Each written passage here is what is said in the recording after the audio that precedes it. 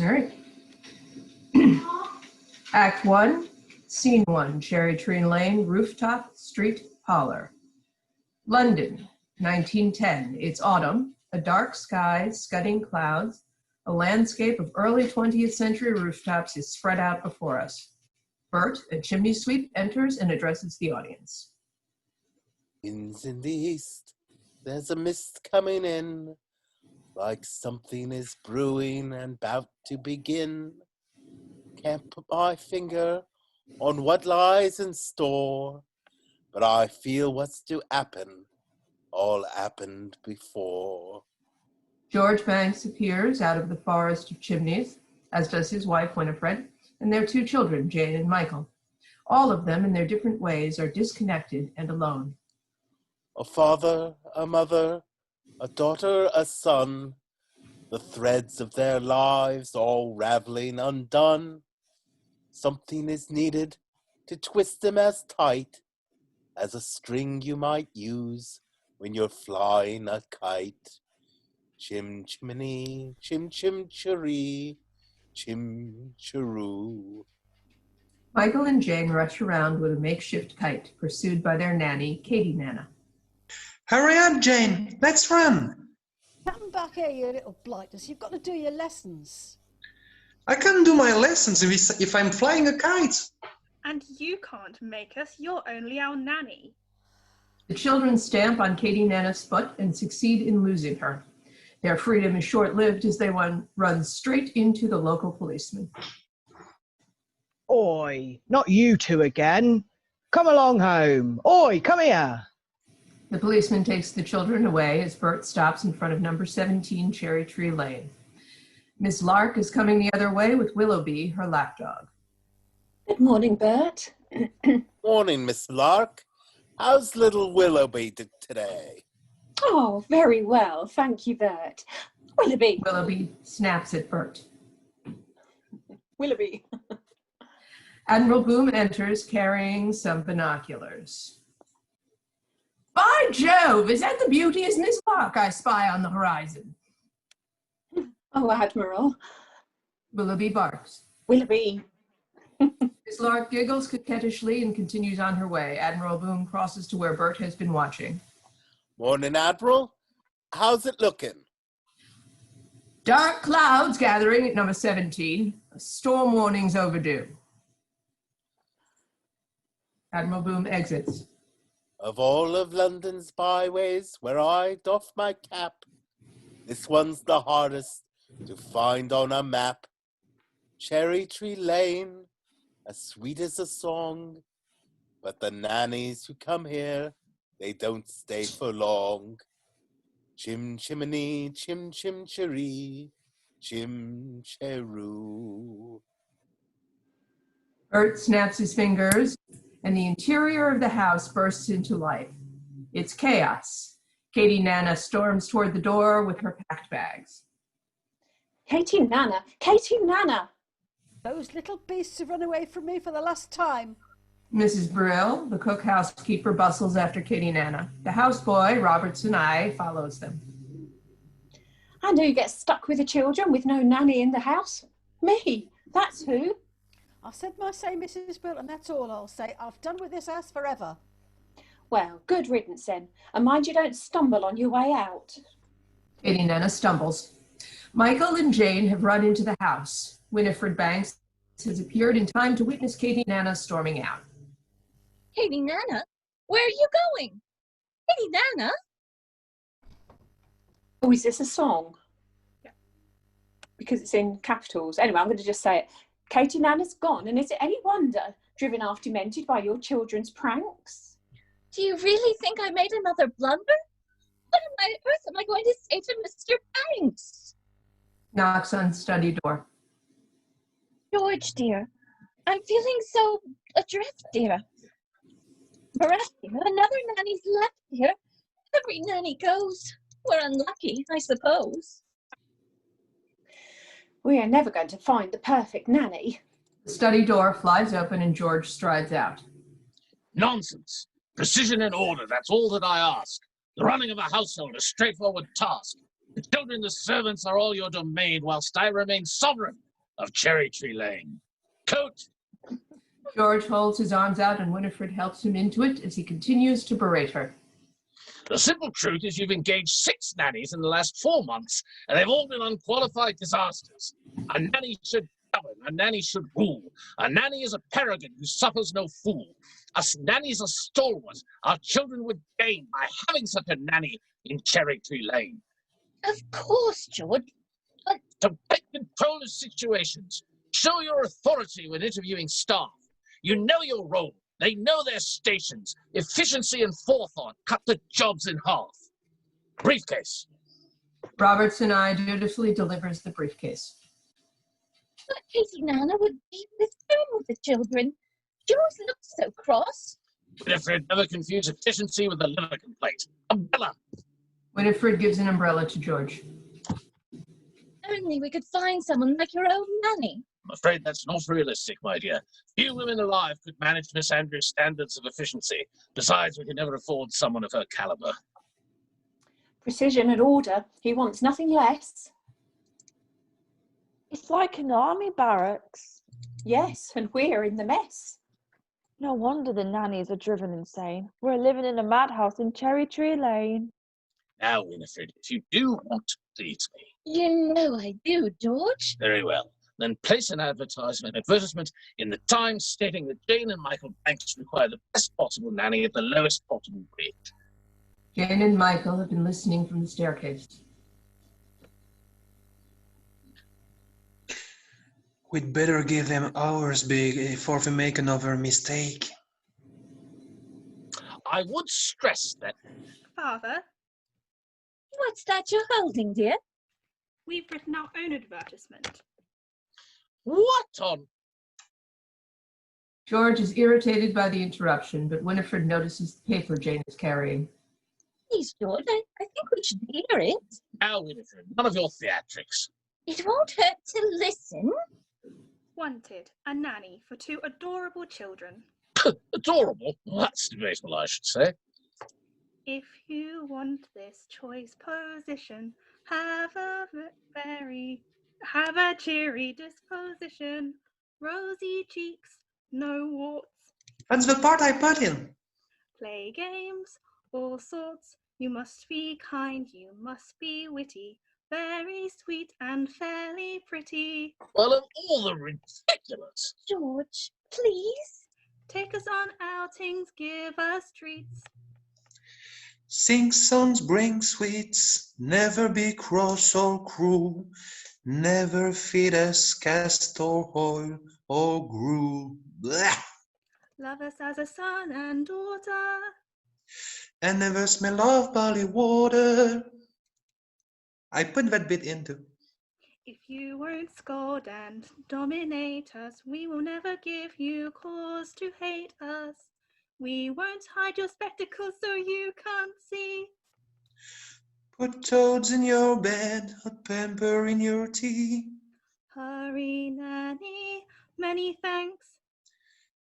Sincerely, Jane, and Michael. thanks. Quite enough Tommy Ross for one day. George takes and tears up the advertisement and throws it in the fireplace, where a gust of wind carries it up the chimney. Will you please go upstairs and let me get to work? The children go. They were only trying to help. I don't help anyone, they make me late. The wind picks up outside. Where's my hat? Mrs. Brill rushes to get an overcoat while Winifred searches for the bowler hat. George, dear, Hat! Hat. I thought you'd put it down here. Hat! Hat. I'm sure a bowler hat can't simply disappear.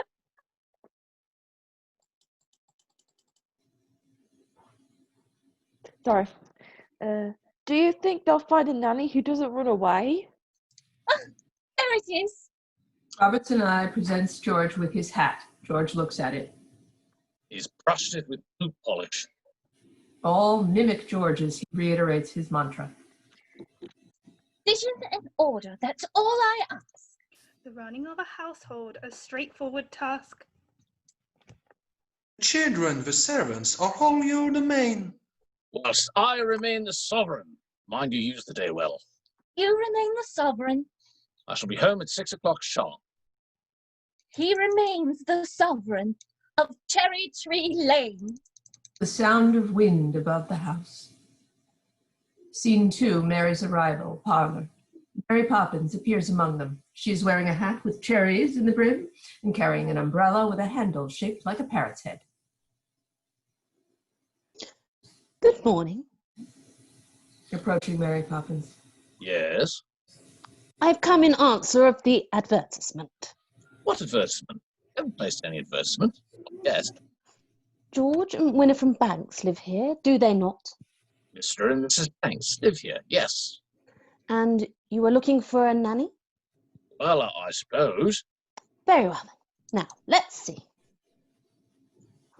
From her pocket, Mary Poppins takes a torn but now mended piece of paper. Play games, all sorts, which I most certainly can. Take us on outings, give us treats. George casts an uneasy look toward the children. This sounds very like, but it can't be. He stares at Mary Poppins blankly. Jane and Michael listen from the staircase. Michael, it's our advertisement. Rosy cheeks and fairly pretty. There's no objection on that score, I hope. None at all. I'm glad to hear it. Mary Poppins stares at him so firmly that for a moment it is like a ray of light passing right through him. But take it up, Mrs. Banks. She manages all that side of things. Nothing domestic has anything to do with me. And don't forget the rest of the system. George is gone, leaving Winifred and the newcomers staring at each other. After a moment, Mary Poppins speaks. I make it a rule never to give references. But I thought it was usual. A very old-fashioned idea to my mind. The best people never require them now. I see. You will have every third Thursday evening off from 5 until 9. The best people give every second Wednesday from 6 till 8, ma'am, and that is what I shall take. Oh, I see. Well, it's all settled then. As long as I'm satisfied. I'll see the children now, thank you. Of course. Turns back nervously. You'll find that they are very nice children. Jane and Michael come screaming down the stairs and stand in front of Mary Poppins. Now this is... Oh. Winifred is surprised to find she has employed someone without knowing her name. Mary Poppins. For a moment, Mary Poppins looks at the children as if she were reading their souls. They stare back. Jane, don't stare. And close your mouth, Michael. We're not a codfish. But Michael is not so easily conquered as he continues looking at Mary Poppins. She gives a sharp nod and starts up the stairs. Best foot forward. Spit, spot. Michael and Jane run up the stairs in front of Mary Poppins as the relieved Winifred watches. Mrs. Brill has joined her. Mrs. Brill, we have a new nanny. She passed her interview then? Or I did. Winifred and Mrs. Brill exit. Scene 3, practically perfect. Nursery. The nursery is an airy room, light and full of optimism. The children rush in to find that Mary Poppins is already there. Very tidy, I must say. Tidier than I was expecting. Who's responsible for that? Mrs. Brill. Me, I am. I like to keep things neat. Do you indeed? Well, I look forward to making use of that.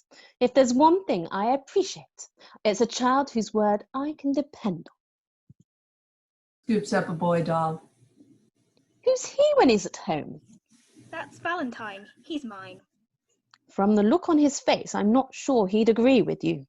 He's just a doll, and I don't want to play with him now. Jane throws the doll into a box. Treat him like that, and he might not want to play with you. Now, first things first. I always say the proper place to hang a hat is on a hat stand. Mary Poppins reaches in her bag and takes out a hat stand. Jane and Michael look inside as they move the bag. There's nothing in it. Better keep an eye on this one. She's tricky. Mary Poppins, How could you know what we wanted in a nanny when we made our list? Your list? I'm not an item in the weekly shop. Thank you very much. Mary Poppins takes another item, perhaps a plant, out of her bag and places it strategically in the nursery. How did you come then? It was as if the wind just blew you here. It did. Now, stand over there. Mary Poppins pulls a measuring tape from the bag, holds it against Michael, and reads the measure. Just as I thought. A noisy, mischievous, troublesome little boy. You're making that up! Without a word, Mary Poppins holds the tape for Michael to read. A noisy, mischievous Stunned, Michael looks at Jane. Now, you. Holds the tape against Jane and reads. Thoughtless, short-tempered, and untidy. I don't believe you. Let me see. By the time the wind has blown the weather vane around, I'll show you if I can, no matter what the circumstance. For one thing I'm renowned, my character is spit, spot, spick, and span. What about your measurements, Mary Poppins? I'm practically perfect in every way. Practically perfect. So people say, each virtue virtually knows no bound, each that trait is great and patiently sound. I'm practically perfect from head to toe. If I had a fault, it would never dare to show. I'm so practically perfect in every way. Mary Poppins pulls a mirror from her bag. She places it on the wall and admires herself as she puts on an apron. Sorry, I just lost my script. Ah, lovely. Both prim and proper, and never too stern. Well educated, yet willing to learn. I'm clean and honest, my manner refined, and I wear shoes of the sensible kind. I suffer no nonsense, and whilst I remain, there's nothing else I feel I need to explain. I'm practically perfect in every way. Practically perfect, that's my forte. Uncanny nannies are hard to find, unique yet meek, unspeakably kind. I'm practically perfect, not slightly soiled, running like an engine that's just been freshly oiled. I'm so practically perfect in every way. Well, those are my credentials. Perhaps you have a few questions.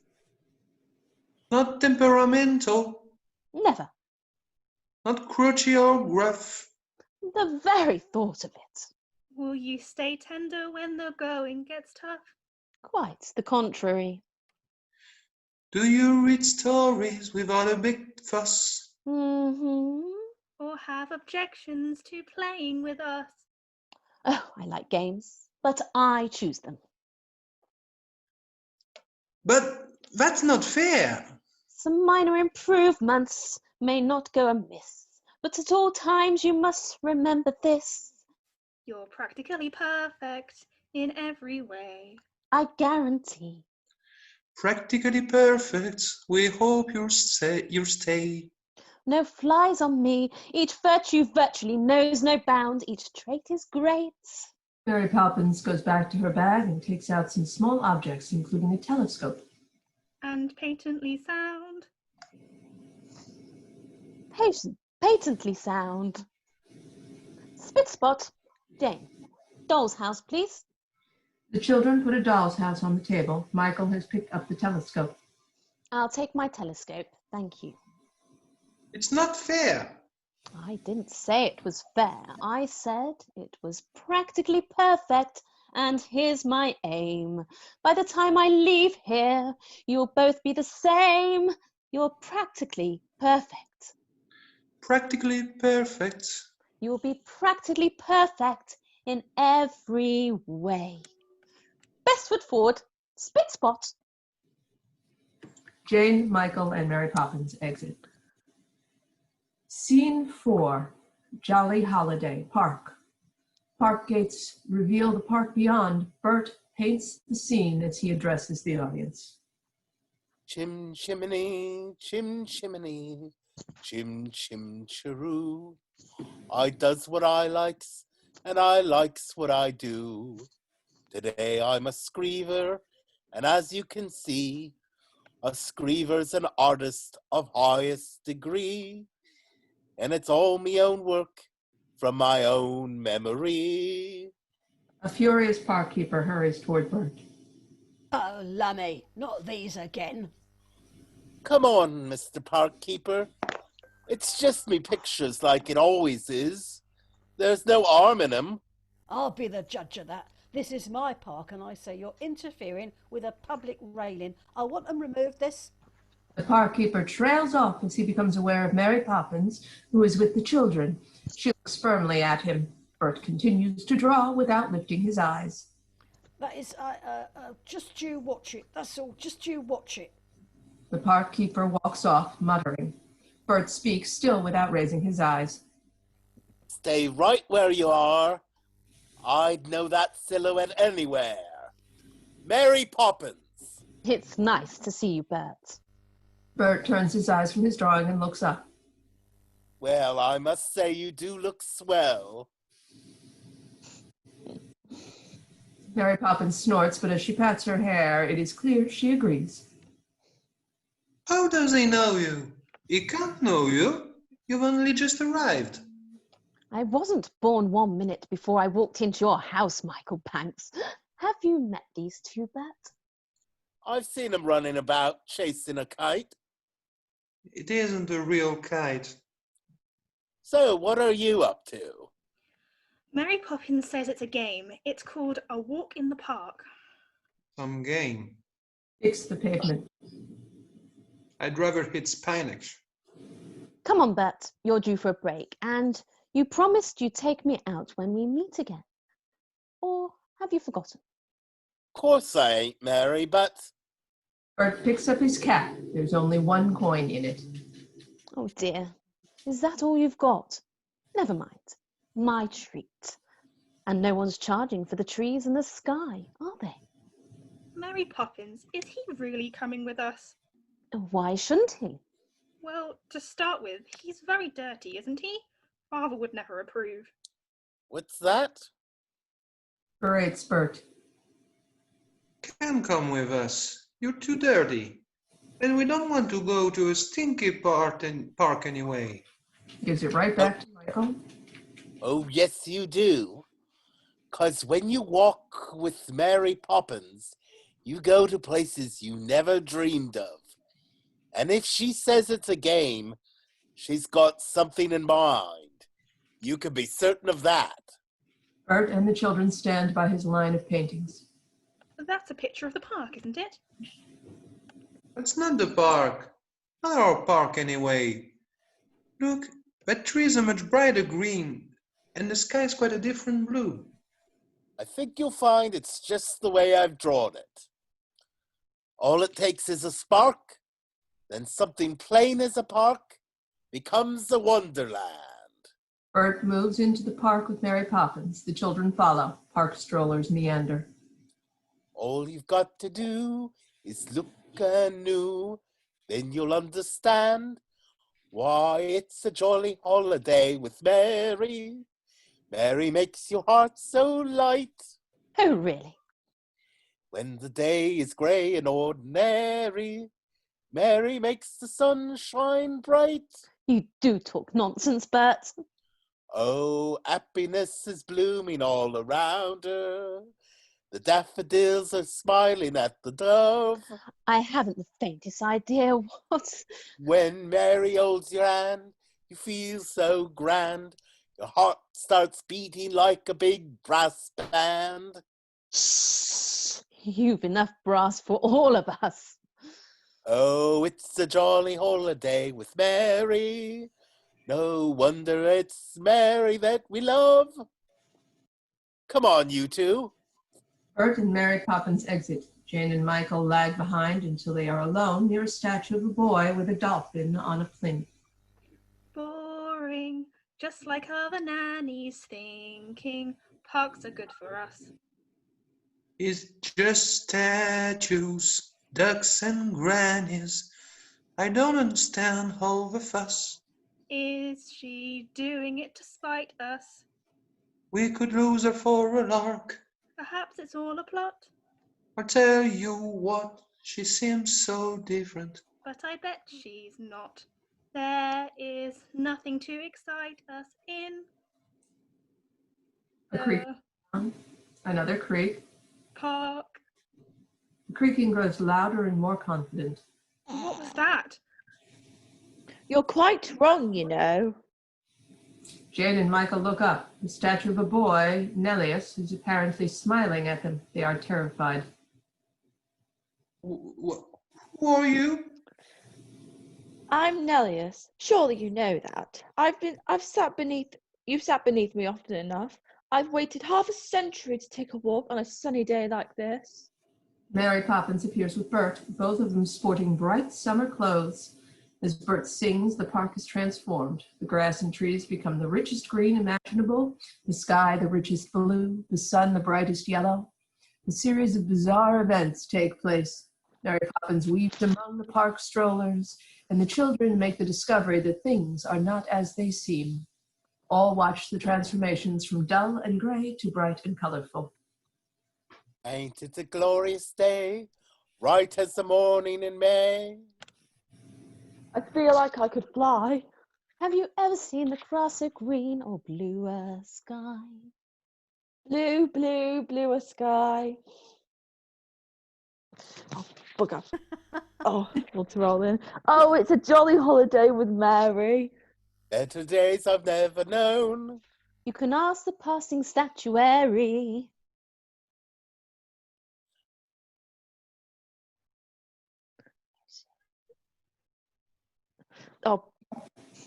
Oh, sorry.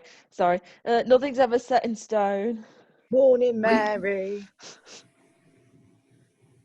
Morning, Constable. You do look tip-top, if I may say so. Thank you, Bert. And you may. Each man out with his dog will stand agog to see a statue take a gentle jog. Oh, it's a jolly holiday with Mary. No wonder that it's Mary that we love. Mary Poppins interrupts the praise as she and Bert have a moment to dance together. It's a jolly holiday with you, Bert. Gentlemen like you are few. Though you're just a diamond in the rough, Bert, underneath your blood is blue. Your blood is blue. You'd never think of pressing your advantage. Forbearance is the hallmark of your creed. A lady needn't fear when you are near. Your sweet gentiality is crystal clear. It's crystal clear. Oh, it's a jolly holiday with you, Bert. It's a jolly holiday with you. A jolly, jolly holiday with you. During an instrumental dance section, statues come alive. Bert and Mary Poppins sit at a tea party and are joined by Nellius and the children. After a bit, Bert leaves the party to examine the statues, which soon begin to chase him. Mary? Mary? You've only got yourself to blame, Bert. Let's go for a jaunty saunter. We are bound to make a mark. Looks like all of us were born to take a promenade in the park. The dance continues as statues leap around the park. One of Queen Victoria comes into view. Oh, it's a jolly holiday with Mary. Mary makes your heart so light. When the day is grey and ordinary, Mary makes the sun shine bright. Oh, happiness is blooming all around her. The daffodils are smiling at the dove. Queen Victoria steps forward to knight Bert and give a regal token to the children. When Mary holds your hand, you feel so grand. Your heart starts beating like a big brass band. Oh, it's a jolly holiday with Mary. It's no wonder that it's Mary that we love. No wonder that it's Mary that we love. No wonder that it's Mary that we love. A rainstorm breaks. The statues and transformed characters disappear as the color drains from the scene. The dazed children are left standing in front of Nelius, who is back on his plinth. Jane, did that really happen? Yes, but how? Mary Poppins, of course. The children gasp. Then it wasn't a dream. Do you know Mary Poppins? Approaches the children. She's an old friend of my father. Your father? You're a statue. You can't have a father. Well, if that's true, why do I miss him so much? Isn't he one of the other statues? Shakes his head sadly. No, he lives far away from here. Do you really miss him? Wouldn't you miss your father if you hardly ever saw him? I have to think about that. Our keeper runs on, followed by Bert and Mary Poppins. That's it. That's it. That's what it was. What? This plinth is half empty. The statue's gone. Quick as a flash, Bert takes the park keeper's arm and spins him around. Do you mean you've lost your marbles? Nelius vaults into place. This is your fault, ain't it? I knew we should have trouble when you first arrived. Now we've got a statue missing. Sees Nelius on his plinth and starts back with a cry. What? Oh, lummy. The park keeper exits. Will you play with us again? Of course I will. I'm not going anywhere. Then we'll see you soon. A small thunderclap. Goodbye, Nelius. Goodbye. There's a big clap of thunder and it starts to pour. The children run through the rain under Mary Poppins' umbrella toward number 17. As they reach the house, the figure of a small, wizened woman, the bird woman, passes them by. Nelius must be so lonely. Could his father ever come to stay? Anything can happen if you let it. How long will you stay? We'll see. You won't leave us, will you, Mary Poppins? I'll stay until the wind changes. Now run along. Good night, Jane. Good night, Michael. Good night, Mary. Good night, Bert. The children and Mary Poppins enter the house. Scene 5. Let's hope she will stay. Parlor. Winifred is at the study door. George is working at his desk. The children and Mary take off their outdoor clothes. Jane and Michael would want to say good night. Tell them you've given me the message. George, please. George reluctantly comes out into the hall. Oh, Daddy, we've had a fantastic day. We sang with a busker, danced with a statue, and met Queen Victoria. You wouldn't have approved, but... If you know that, then why did you do it? Daddy, could I have a kite? A proper one. Could you fly it? You could always teach me. When would I have the time to do that? Michael accepts this with a sad nod. He's used to it. Daddy, who was the father of Nelius? Would you please let me get on? Good night. As the children go out, George returns to the study and takes up his pen with a sigh. Poor Michael. All he cares about is flying kites and his beloved astronomy, of course. I used to love astronomy at his age. My nanny, Miss Andrews, soon beat it out of me. Suppose we do need a nanny, George. Is it out of the question to do without one? Don't be absurd. Of course we need a nanny. All the best people have nannies, so the wives can do charity work and entertain. Which reminds me, how's your tea party coming on? I'm not sure. It seems so odd to send out invitations to people I hardly know. But they're people you should know. Remember, are your friends shall you be judged? But that's the point. They're not my friends. Actually, I heard today from Tammy Bunting.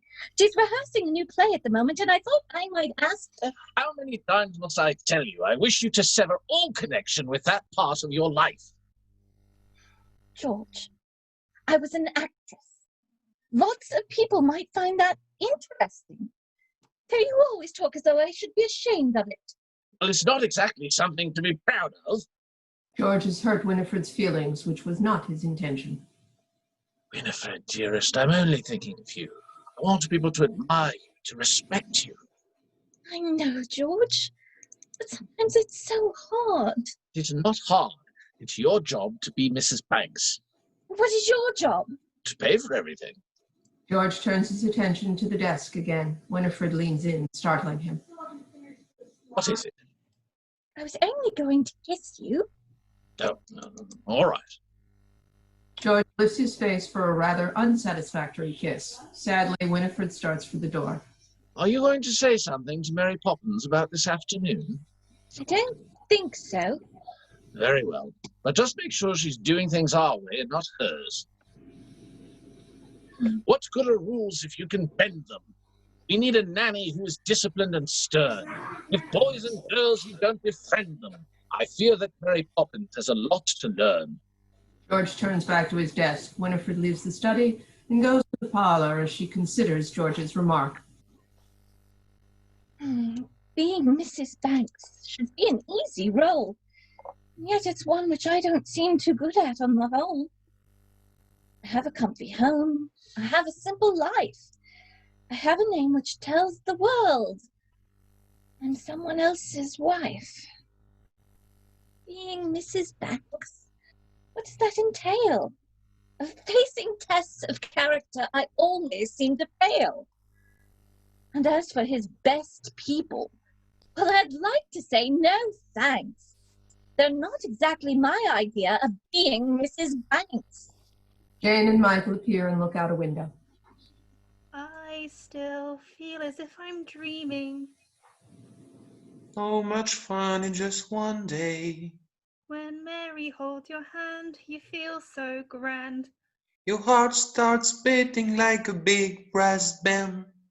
I'm sure Nelius is beaming. Let's hope she will stay. Good night, Nelius. Let's hope she will stay. Let's hope she will stay. Precision and order. Mary Poppins sends the children into the nursery for bed.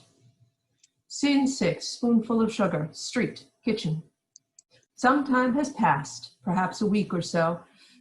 Pavement outside number 17, Bert sweeps the gutter and addresses the audience. Winds do change, tides can turn, sink or swim, see what you learned. Me when I was small, I was told when I was small, let's learn a trade, so I learned them all. Chim chimney, chim chim cheree. Admiral Boom and Miss Lark appear. Morning, Bert. Swabbing the decks today, I see. Gotta keep the street ship shape, Admiral. Tell me, how are things aboard number 17? All plain sailing with Madam Mary Poppins, I trust? There's some rough weather on every voyage, Admiral. Bert resumes his sweeping, moving away from Admiral Boom and Miss Lark. Ah, Miss Lark, what those children need is a touch of the cat and a night on the yardarm. What those children need, Admiral, is a touch of happiness. This is a novel idea for Admiral Boom, as he watches Miss Lark walk on, clutching Willoughby, who barks. Willoughby! In the kitchen, a nervous Winifred is with Mrs. Brill. All around are signs of preparations for the tea. Robertson Eye watches. Mrs. Brill, don't make sandwiches too early. They'll get stale before the guests arrive. Everything's under control, ma'am. What about the cake? Cooling on the tray, waiting to be iced. You're quite sure you know how to ice it? Quite sure. And in case you're worried, I have not been exchanged by the fairies for a total nincompoop. No.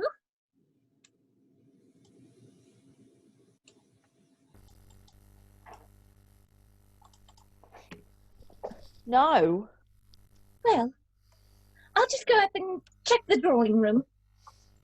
Winifred leaves Mrs. Brill fuming. Robertson Eye pipes up.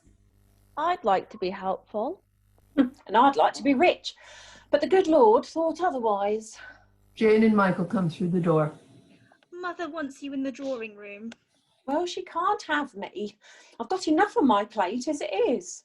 She says you can tell Robertson Eye what to do. Huh, does she indeed? Well, why don't I go and have a smoke near the gasworks for good measure? Please, Mrs. Brill, I don't mind, honest. All right. I will give you one task and one task only. And so help me, if you get this wrong, I'll swing for you and sing as they pull the lever. Filled with a sense of the task's importance. What is it, Mrs. Brill? Put the icing tools next to the cake, and I'll need a bowl of hot water to warm them. I will make the icing as soon as I'm back. Simultaneously committing the tasks to memory. Icing tools, cake, hot water. I will make the icing as soon as I'm back. Now, do you think you can manage that? Is that all? For you, yes. For me, no. Once the cake's done, I've the sandwiches next because Madam wants them fresh. So I can't start them until there's no time to finish them. I swear a slave in ancient Rome was on a pleasure cruise compared to my life in this house. Mrs. Brill storms out and slams the door behind her. Well, don't just stand there, Robert's eye. Right. No. Robert's eye looks around. What are you looking for? A bowl for the water. Robert's eye goes to the kitchen dresser. Jane has an idea. Michael, why don't we make the icing? Because we don't know how. Don't be so feeble. Get the eggs. If Mrs. Brill can do it, it can't be that hard. Are there eggs in icing? There are in mine. Jane starts to mix the sugar and water as Michael finds the eggs. Robert's eye carries the icing stuff to the table. I don't think Mrs. Brill will thank you. Then she will be guilty of a great ingratitude. Michael and Robert's eye look at Jane's mix.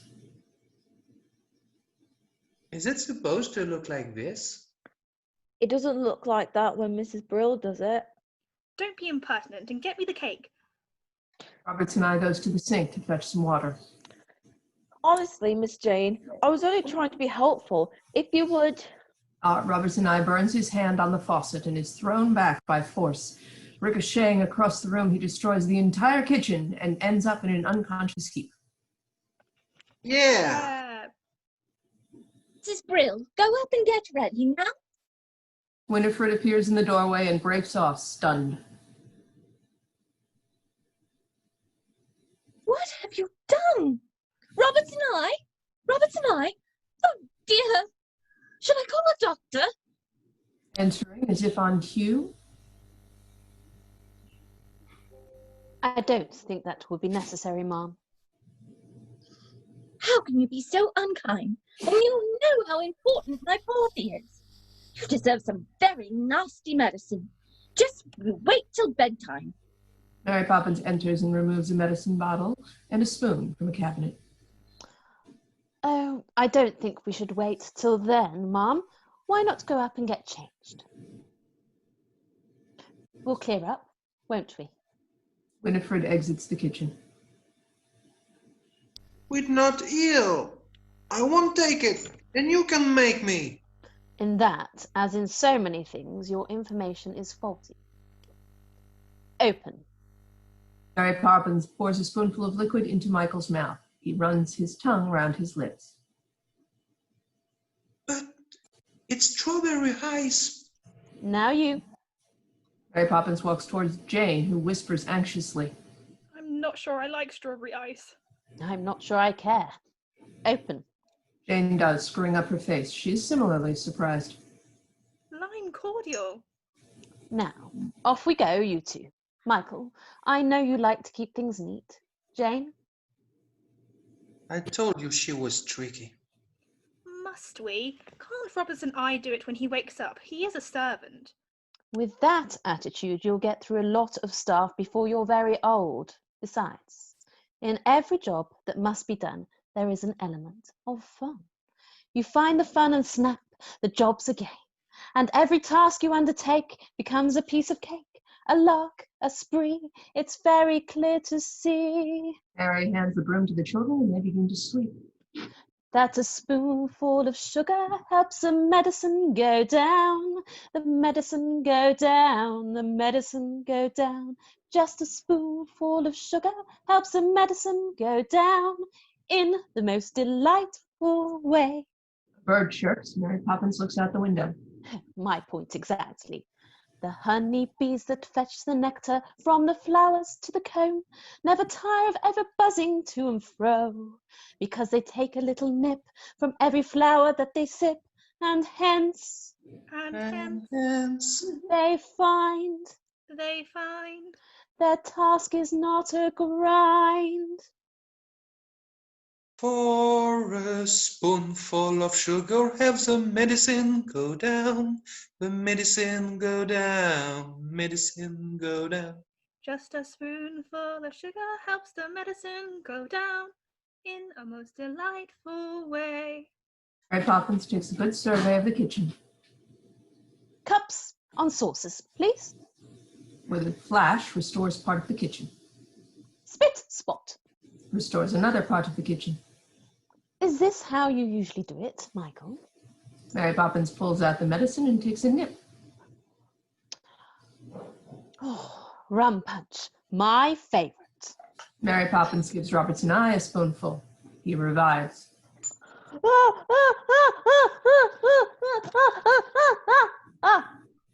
Winifred enters. Mary Poppins, you're a miracle worker. How did you get them to do it? Jane and Michael look on expectantly. Just a spoonful of sugar helps the medicine go down. The medicine go down, medicine go down. Just a spoonful of sugar helps the medicine go down in the most delightful way. So, just a spoonful of sugar helps the medicine go down. In a grand vibrato which shocks him. The medicine go down. Oh, hello. Medicine go down. Just a spoonful of sugar helps the medicine go down. In a most delightful way. In the most delightful way. Just a spoonful of sugar helps the medicine go down. The medicine go down, medicine go down. Just a spoonful of sugar helps the medicine go down. In the most delightful way. In the most delightful way. In the most delightful way. We'll be off now, Mom. Come along, children. Best foot forward. Mary Poppins and the children exit with Roberts and I, passing Mrs. Brill, who was carrying a handful of envelopes. I'm sorry, Mum. Apparently these came this morning and Roberts and I forgot to give them to you. They're apologies, Mum, from your guests. They're not coming. None of them. Oh. Takes the envelopes. You think we chose the wrong day? No, Mum. I think you asked the wrong people. Mrs. Brill exits. The mood changes. In the most delightful. Dejected, Winifred exits. Scene 7, the bank. Mary Poppins, Jane, and Michael exit number 17 and walk toward the city. Mary Poppins, where are we going today? I thought we could play our next game. What game? A visit to the bank. That's not a game. Did Daddy agree? If he did, you must have put the idea into his head somehow. What an impertinent thing to say. Me, putting ideas into other people's heads. Really? Mary Poppins and the children exit. The bank is revealed, a hive of industry with neither heart nor soul. Precision and order, cogs in a wheel, opening a ledger, closing a deal, prudent investment, financial sense, our perfect ray of sunshine, pounds, shillings and pence. The chairman of the bank gives his daily briefing to his board, which includes George Banks. Good morning, Mr. Chairman. Good morning. Great men have dreams of power and position, and it's our job to back them to the hilt. For shrewd investment and advice, they'll pay our price. The bedrock on which banks are built. Banks, a word. The board members go about their daily business. George lingers behind to listen to the chairman. I hear Herr von Hustler is coming in today. Have you made your decision?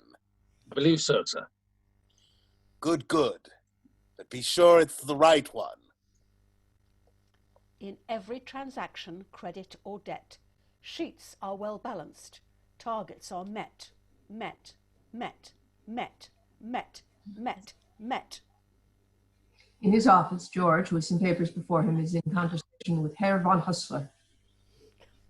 Fairbanks, what objections can you have? My security is more than adequate, and Latin America is an expanding market. What's the matter? Have you no courage? But Mr. von Hustler, what I haven't been able to grasp is what exactly is your final product? What do you think? Money, of course. Well, yes, money, but I wonder, making money out of money, is that enough? Are you man enough to be a banker?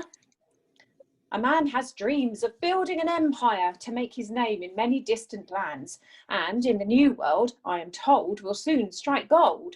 Let's seize that chance with both our hands. Assessing the market, limit the risk, little room for error, business is brisk, brisk, brisk, brisk, brisk, brisk, brisk. George is now in discussion with a second client, John Northbrook, an honest northerner who presents his argument for a bank loan.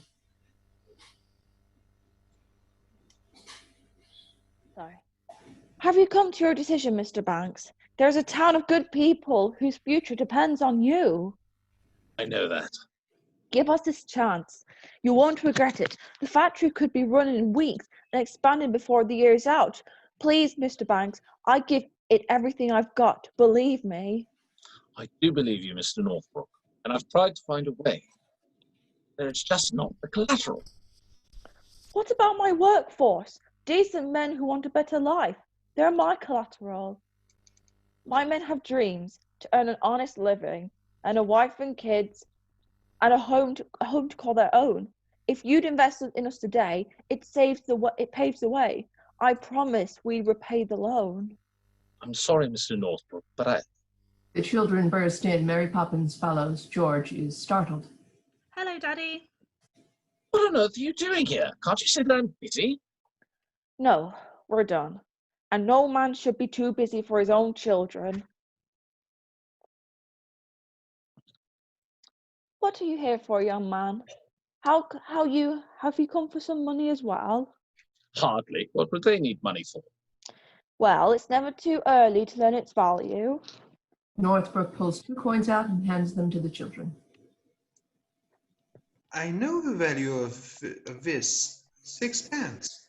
No, that's its worth. Its value is in how you spend it. Do good, and may you have good luck. And what do you say to Mr. Northbrook? Thank you. Thank you. I'll wait outside. With a smile for the children, Northbrook exits. What is the meaning of this, really, Mary Poppins? I am not without sense of humour. Aren't you, Daddy? No, I'm not. But when I was a little boy, I would never have dared interrupt my father. Were you ever a little boy? Of course I was, but my nanny, Miss Andrew, kept me out of my father's way, and he'd have been very annoyed if she hadn't. What about your mother?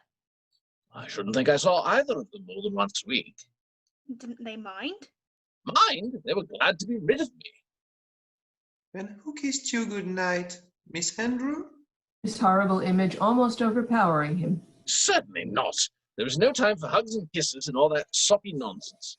He notices that the children are aghast. What's the matter? Poor Daddy. Poor? What do you mean, poor? That's what made me the man I am. Eh, Mary Poppins? Yes, I'm afraid it did. George is not sure he can have heard this correctly. That's enough. You've seen where I work, and I have a great deal to do. When you invest the bank's money, what are you looking for, Daddy? A good man or a good idea? I suppose I should say it's a good idea, but a good man is much rarer and much more valuable. Come along, children. Mary Poppins exits with Jane and Michael. Mr. Van Hustler, I've considered your arguments, but I'm afraid my answer is no. So you don't recognise a good idea? Perhaps not, but I recognise a good man when I see one. You will regret this, Herr Banks. Von Hustler leaves in a huff. George watches him go, thinking aloud. A man with dreams that life hasn't broken. A man with hopes, ambitions to fulfill. A man you're certain at first glance deserves a chance. George turns to find Northbrook back in his office. Now, Mr. Northbrook, when exactly could the factory open? Thank you, sir. You won't regret it. Scene 8. Feed the Birds, Cathedral Steps. The austere columned facade of St. Paul's Cathedral. On the steps, the old bird woman prefers seed to the children and Mary Poppins. Feed the birds, twopence a bag. Twopence, twopence, twopence a bag. Where's that horrible old woman? Don't point. And for your information, she is not in the least horrible. She's just a bundle of rags. When will you learn to look past what you see? Early each day, to the steps of St. Paul's, the little old bird woman comes. In her own special way to the people she calls. Come, buy my bags full of crumbs. Come feed the little birds. Show them you care, and you'll be glad if you do.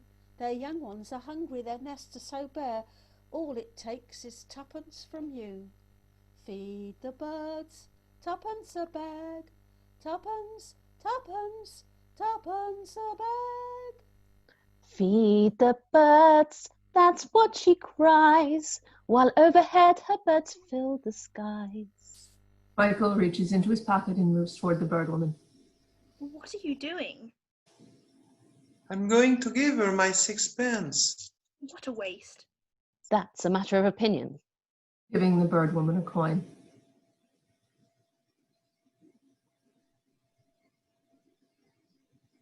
Here, one bag, please. Save your 6 pence. Mary Poppins gives the bag to Michael, who throws the seed. All around the cathedral, the saints and apostles look down as she sells her wares. Although you can't see them, you know they are smiling each time someone shows that he cares. Through her words, so simple and few, listen, listen, she's calling to you. Twopence a bag. Twopence, twopence. Twopence a bag. Shakes out the last of the seed. All gone. Michael tosses the bag on the ground, but catches Mary Poppins' stare and quickly picks it up. Twopence, twopence, twopence a bag. Mary Poppins exits with the children. Scene 9, Supercalifragilisticexpialidocious. Park. Bert enters with Willoughby, who barks at him. Don't say. Well, here she is now. You can tell her yourself.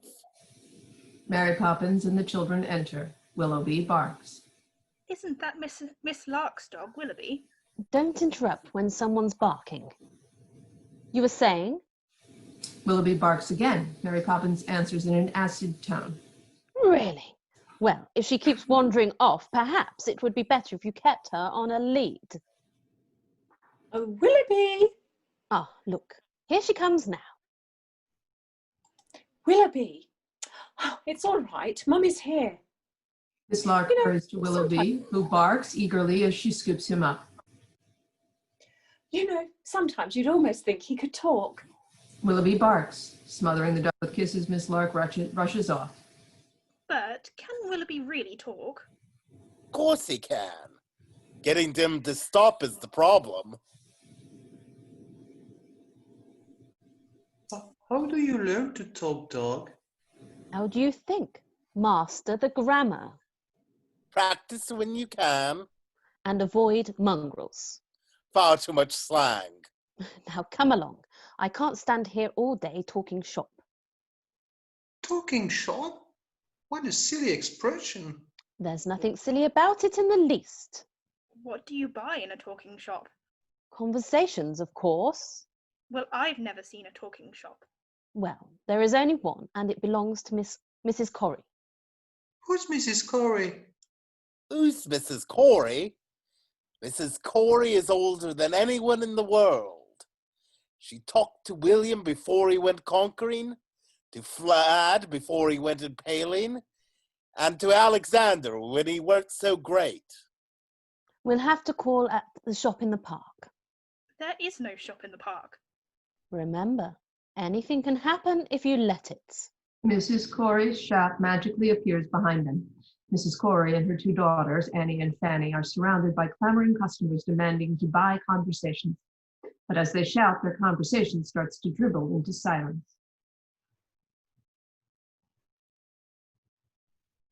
That's it. I've run out of conversations. Mrs. Corrie turns from the customers and sees Jane and Michael. Good day to you, Mrs. Corrie. Well, well, well. If it isn't Mary Poppins with Jane and Michael Banks. Moses? And how is poor little Georgie? Who? Georgie Banks, your father. He used to give his nanny the slip and come into my shop here in secret. But it can't have been the same George Banks. It would be 40 years ago, and no one can remember back that far. Listen, dearie, I remember everything. I remember Georgie used to love my gingerbread. I wonder if we've got any left today. Annie, Fanny, look lively. Yes, Mother. Mrs. Corrie hands Jane and Michael a piece of her gingerbread, each one covered with little gold stars. There you are. Gingerbread pieces with gingerbread stars. Stops the children from eating and hands them a bag. Georgie always saved his stars. Now, Mary Poppins, what can I do for you? Well, I did want an ounce of conversations. Mrs. Corrie looks at her shop full of customers. I'm out of conversations, and I'm right out of words too. You see, I've had a lot of chatterboxes in here today, but let me see what we have left. Rummages in one of her counters and pulls out a jar. Oh, I do have some letters and a little bit of back chat. Michael looks round at the little squashed groups of customers. An ounce, you say? That'll be 15 letters. Go on, take your pick. Jane, you can choose 7. I've got a D, G, R, U, C, L, and I. Customers are impressed. They're no good. You can't make a conversation out of them. Your turn, Michael. 7 more. A, F, S, E, T, O, and B. Customers are very impressed. And I'll choose an X. The customers are supremely impressed. Now, what words can we make? Well, I see dog and cat. Routerplex, that's 9. Lapitiferous, that's 11. Nearly there. Those don't count. You made them up. And where do you think words come from in the first place? Somebody had to make them up. You know, we can always use the same letters more than once. Now, let me see. Super, caliph, ragil, istic, expi, ali, docious. That's not a word. Of course it's a word, and unless I'm very much mistaken, I think it's going to prove a rather useful one. When trying to express oneself, it's frankly quite absurd to leaf through lengthy lexicons to find the perfect word. A little spontaneity keeps conversation keen. You need to find a way to say precisely what you mean. Supercalifragilisticexpialidocious, even though the sound of it is something quite atrocious. If you say it loud enough, you'll always sound precocious. Supercalifragilisticexpialidocious. Customers draw in and join Mrs. Corrie in the chorus. Diddly-lum-diddly, I can't even... Diddly-diddly-lum-diddly. But it doesn't mean anything. Exactly. Diddly-diddly-lum-diddly. It can mean exactly what you want it to. Diddly-diddly-lum-diddly. When Stone Age men were chatting, simply grunting would suffice. Ugh. Though if they'd heard this word, they might have used it once or twice. I'm sure Egyptian pharaohs would have grasped it in a jiff. Then every single pyramid would bear this hieroglyph. Oh, supercalifragilisticexpialidocious. Say it, and wild animals will not seem so ferocious. Urgh. And add some further flourishes, it's so rococious. Ah. Ah. Supercalifragilisticexpialidocious.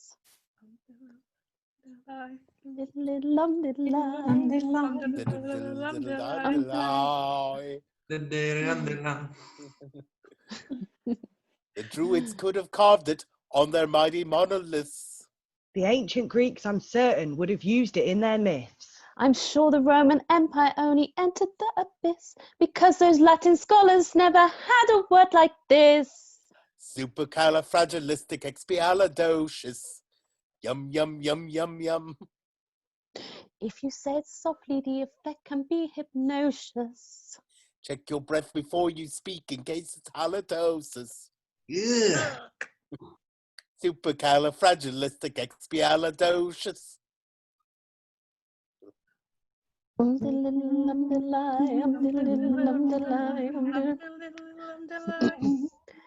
You know you can say it backwards, which is Sucodilla expiati exiki garfi ali creepus.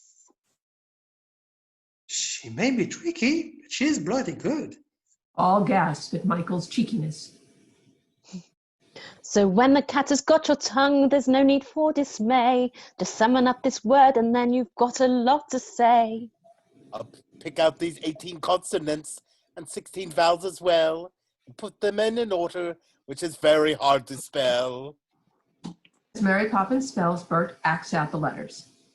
SUPERCALIFRAGILISTICEXPIALID. OCIOUS. U.S.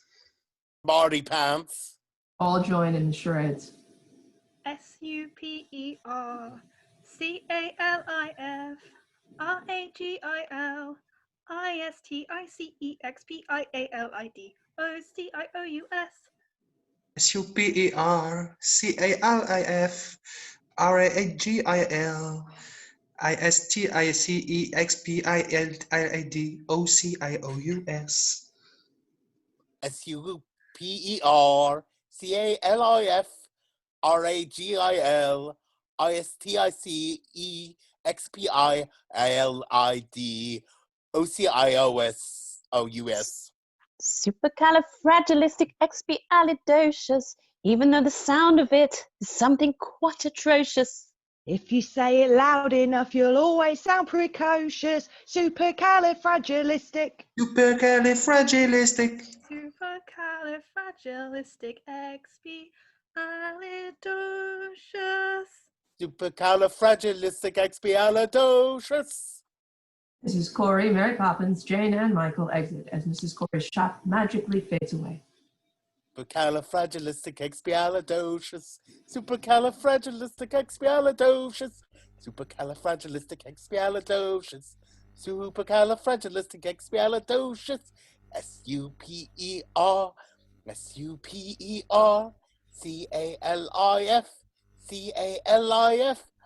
RAGIL. RAGIL. ISTICEXPAIALIDOCIOUS. Here we go. Supercalifragilisticexpialidocious. Even though the sound of it is something quite atrocious. If you say it loud enough, you'll always sound precocious. Supercalifragilisticexpialidocious. Supercalifragilisticexpialidocious. Supercalifragilisticexpialidocious. All exit. Scene 10, bad news, street, parlor. Bert stands in front of the house. More time has passed at Cherry Tree Lane. The residents go about their business.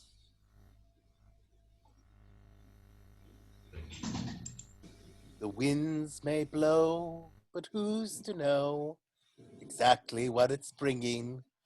Good news or bad, happy or sad, the pendulum keeps swinging. Mrs. Brill and Roberts and I appear in the hall. She has a feather duster and he carries a pair of steps. She stops near a shelf holding a precious vase. Right, put the steps there and stand back. You are never to come near that vase, nor no one else but me neither. That is an heirloom. Heirloom. Roberts and I puts the steps below the shelf and carefully backs away as Mrs. Brill climbs up. And while I do this, stay totally immobile. Immobile. Do not move a muscle. Muscle. Do not breathe. Do you hear me? Roberts and I tries to hold his breath, but then gasps when he can't any longer. I might as well be dead. Threatening with her feather duster. Well, don't give me ideas. A game is played, a change is made, but still the road is long. And though they might yet fly a kite, sometimes the wind's too strong. George Banks appears and enters the house. He looks extremely worried. He is greeted by a surprised Winifred. He puts down his briefcase as she helps him off with his coat. George, what's happened? Are you ill? No, should I be? Of course not. Only, why on earth are you home so early? Is it all right?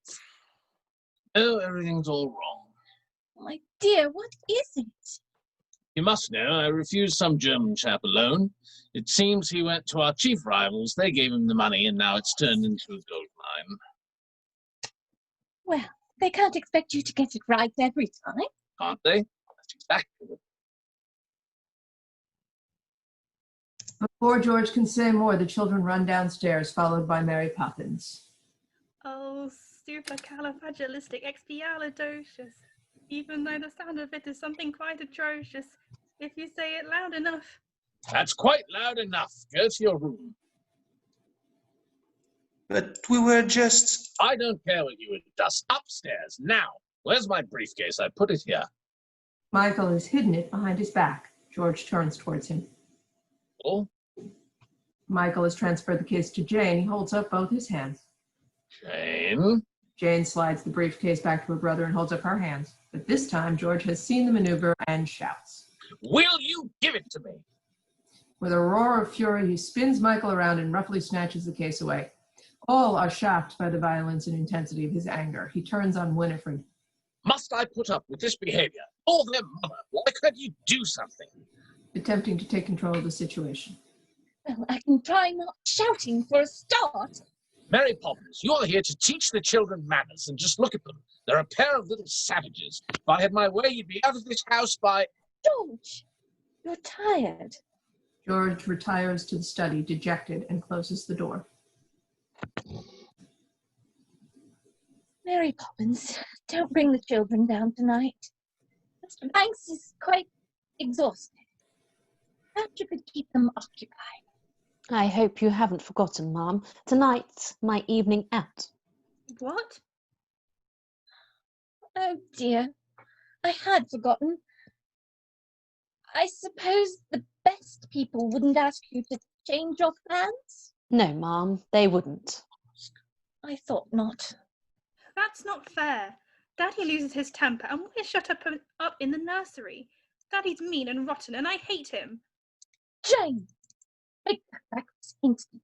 I will not have you criticize your father. And why not? He criticizes you. Last week he said you were neither use not ornament. How dare you? I heard him say it, and so did you. This one is below the belt, Winifred answers with some dignity. Sometimes people say things they don't mean. Take the children upstairs, please, Mary Poppins. Jane and Michael follow the nanny up. Winifred goes to the study door. She hesitates, then opens it and enters. George, What is it now? might like to talk about it. What would be the point? Perhaps I can help. Don't be ridiculous. I'm serious, George. You have troubles. I'd like to share them. Don't worry, you will. Lifts his head, stares at Winifred. The fact is, I've been suspended without salary until they decide what to do with me. Winifred gasps with shock. Twists and turns, ups and downs. One moment smiles, next moment frowns.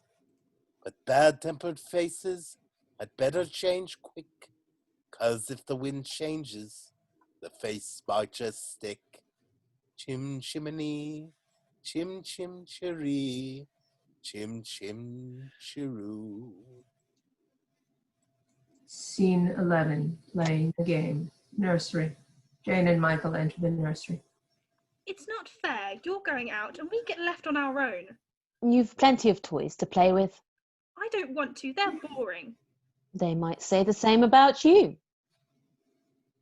Why does Daddy get so cross? Fathers are supposed to look after their children, not yell at them all the time. Maybe. But you've asked yourself who looks after the fathers when things go wrong. The mothers, I suppose. Not the children? Wouldn't that be rather upside down? Mary Poppins continues to primp herself, ready for her evening out. Sometimes families are upside down for a while, anyway. I don't want to be in an upside down family. I wish I could run away. Well, why don't you? Somebody might adopt you. But you'd miss me. No, I wouldn't. I could have your toys. No, you could not. Yes, I could, and I jolly well would. Michael grabs the doll called Valentine. Give that to me. Jane seizes one arm of the toy while Michael pulls the other, tearing Valentine's arm in the process. Now look what you've done. Turns to the children. That's no way to treat Valentine. What's he ever done to you? He's a doll, silly. He couldn't do anything. That's all, you two. Now, into bed, at once. But we haven't had our milk. There'll be no buts, and no milk either. If you can't be good, you may as well be sorry. I wish you'd just leave us alone. Be careful of the things you wish for. Poor Valentine. Go inside and make yourself presentable. Mary Poppins puts Valentine inside the dollhouse.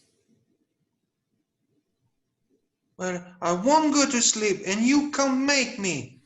In that, as in so many things, Your information is faulty. Mary Poppins snaps her fingers and Jane and Michael fall asleep instantly. Playing the game, taking your turn. Some children lose, some children learn. Treat the toys nicely, and maybe they'll treat you the same. Playing the game. Are you feeling any better, Valentine? Valentine emerges from the dollhouse, now human scale. Much better. Thank you. Tempers are frayed, tempers are lost. Nobody stops to think of the cost. But they tore my arm. Again. Oh dear. Children who lose their temper will lose everything else in the end. They're not playing the game. Not playing fair. Not with this doll. Not with this bear. A doll and a teddy bear emerge from the house. Throw it on the floor.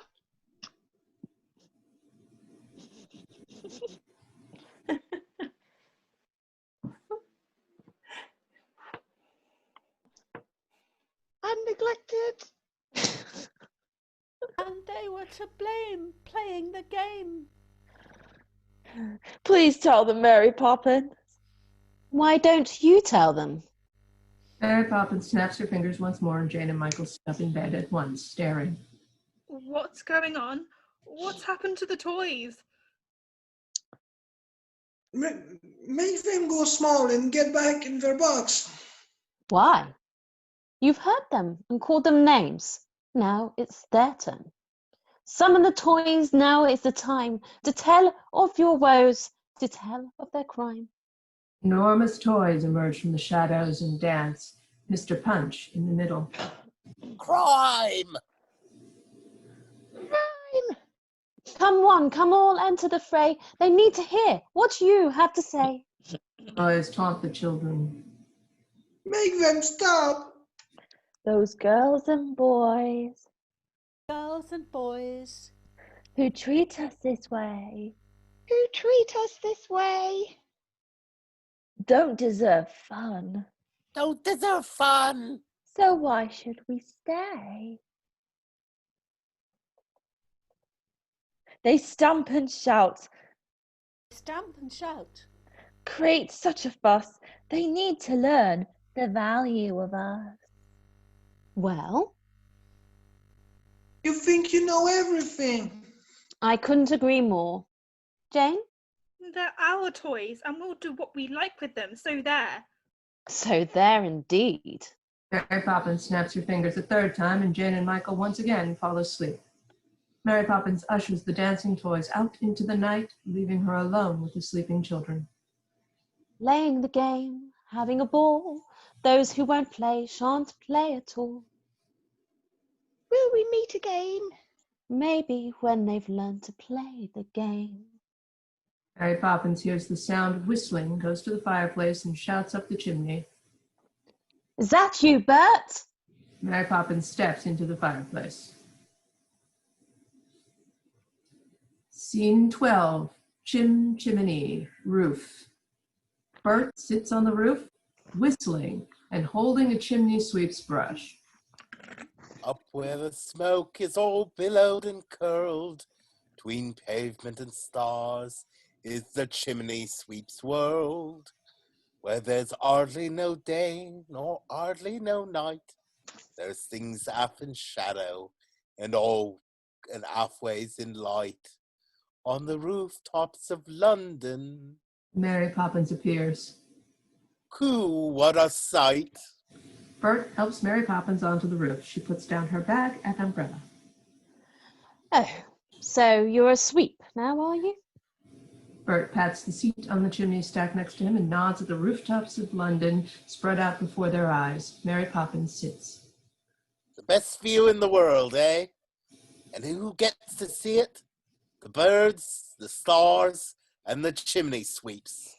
Nothing to beat it, eh? Now as the ladder of life has been strung, you may think a sweeps on the bottommost rung. Though I spends me time in the ashes and smoke, in this whole wide world, there's no happier bloke. Chim chimney, chim chimney, chim chim chiree. A sweep is as lucky can be. Chim chimney, chim chimney, chim chim chiroo. Good luck will rub off when he shakes hands with you. Or blow me a kiss. And that's lucky too. Mary Poppins stands and picks up her umbrella and bag. Oh, you going then? The wind has changed. But they're good kids, Mary. Would I be bothering with them if they weren't? But I can't help them if they won't let me. And there's no one so hard to teach as the child who knows everything. So? So they've got to do the next bit on their own. Chim chimney, chim chimney, chim chim chiree. When you're with a sweep, you're in glad company. Goodbye, Bert. Mary Poppins exits. Chim chim, chim chim chiree. When you're with a sweep, you're in glad company.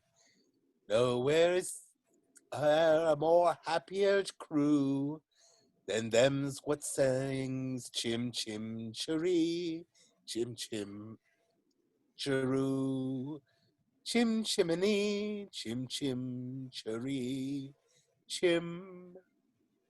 Mary Poppins flies away into the sky. Cheerio, Bert. Keep an eye on them for me. Jane steps out of the nursery window with Mary Poppins' note in her hand. She scans the horizon desperately. A moment later, Michael joins her. She can't have left us. Oh, yes, she can. And she's taken all of our toys. What does the note say? Before Jane can speak, Mrs. Brill comes out behind them. What in the name of heaven are you two doing out here? Where's Mary Poppins? Gone. Gone? Huh, well, if that don't take the blooming biscuit. Mrs. Brill, what does au revoir mean? Why? Because that's what she's written in this note. Dear Jane and Michael, keep playing the games. Au revoir, Mary Poppins. It's French, I know that. Does it mean God bless you? Or is it good luck? No, I remember now. Till we meet again. Now, come inside before you catch your death. End of Act 1.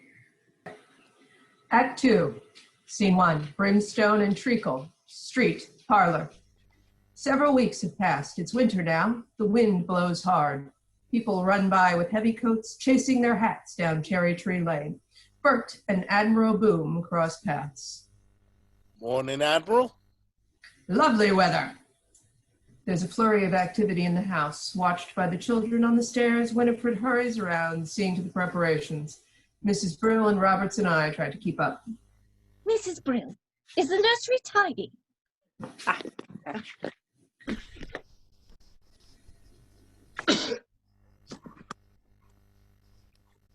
My connection just went, so have we started or? Yes, it's Yeah, we can hear you. Hello? Hello, we can hear you. Can you hear us?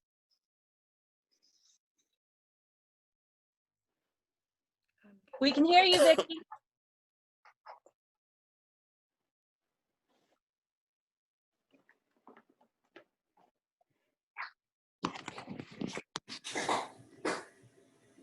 Can you hear us? We can hear you. Yes, I can now. Okay. okay, good. That's fine then. Okay. Mrs. Brill, is the nursery tidy? As tidy as I can make it, Ma'am. If you knew how hard it was to track her down. Really, Ma'am? Oh, fancy that. Turns to Roberts and I, who straightens the rugs.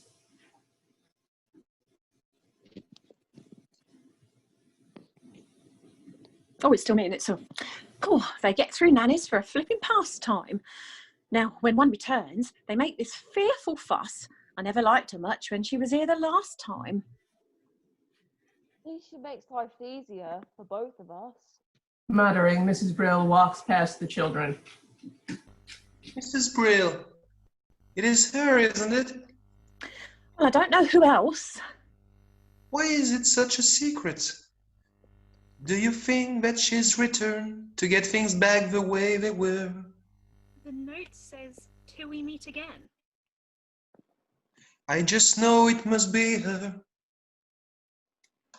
My goodness, she'll be here any moment. Now, where is George? Knocks on the door of the study. George, dear, you're going to be surprised. The door opens and a battle-weary George appears. Winifred, you know very well I hate surprises at the best of times. Not this one. Oh, George, I do believe you're going to be proud of me for once. Studies George, straightens his tie. Precision and order, it's perfectly true, can really make a difference. I've found her for you. Clear thinking, sound judgment, and now we'll regain a home you can be proud of in Cherry Tree Lane. Hurry up, everybody, into the hall. I wanted to find everything. Spick and span. Spick and span. All start to assemble in a nervous twitter. Our sense of excitement is hard to contain. Order is returning. Wonder is returning. Someone is returning to Cherry Tree. Miss Andrew enters, a formidable-looking woman of uncertain age. Lane. Good morning. The holy terror! George runs out of the house. Miss Andrew, it's so lovely to meet you at last. I do hope you had a good journey. The terrifying Miss Andrew drops her bag and advances into the room with a covered bird cage. Roberts and I struggles to move the surprisingly heavy bag to a table. It was thoroughly unpleasant, I never enjoy travel. You must be poor George's wife. Your flower beds are disgracefully untidy. Take my advice, plant evergreens, or better still, have nothing there at all, just a plain cement courtyard. Dear Miss Andrews, I am so fond of flowers. Then you're a very silly woman. Where did George go? I'm afraid he had an urgent appointment. For which no doubt he was late as usual. Miss Andrew removes a poinsettia from the sideboard, passes it to Winifred, and sets her birdcage down in its place. Winifred passes the plant to Mrs. Brill. Miss Andrew looks around with a sneer. It's not much of a house, is it? We like it. Then it doesn't take a lot to keep you happy. Look at the dust there, and their filth. Well, we are rather short-staffed at the moment. Hasn't anyone ever cleaned those curtains?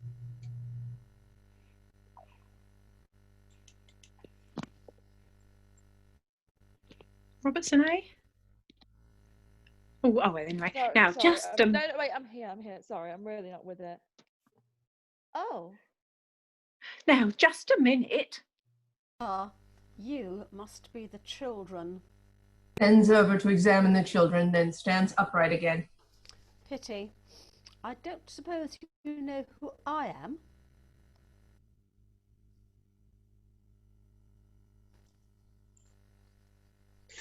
Yes, we do. You're the Holy Terror. Impudent boy. You're Jane, I suppose. Why aren't you wearing stockings? I don't like them. Tut! What manners! I can see there is not a minute to lose.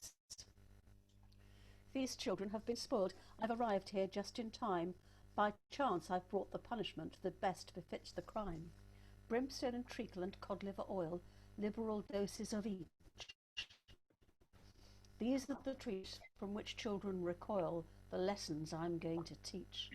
Just follow my model and don't mollycoddle. It may lead to irksome to irk. So seek satisfaction from punitive action. Brimstone and treacle will work. Miss Andrew has taken a terrifying-looking bottle and a large spoon out of her bag. At first, the children eye the medicine with curiosity. Perhaps it's the same as Mary Poppins' magic medicine. But Miss Andrew pushes the spoon into the mouth of Jane, who gags with disgust, and then she turns to Michael. Does it taste as bad as it smells? Worse. Do I have to? Michael has appealed to the spellbound Winifred. Well, Open. Michael obeys. Unconsciously, Winifred opens her mouth as well. Michael swallows and sputters in disgust. Brimstone, treacle and carbolic soap. These are the tools of my trade. With spoonfuls of sugar you don't have a hope of that changes are made.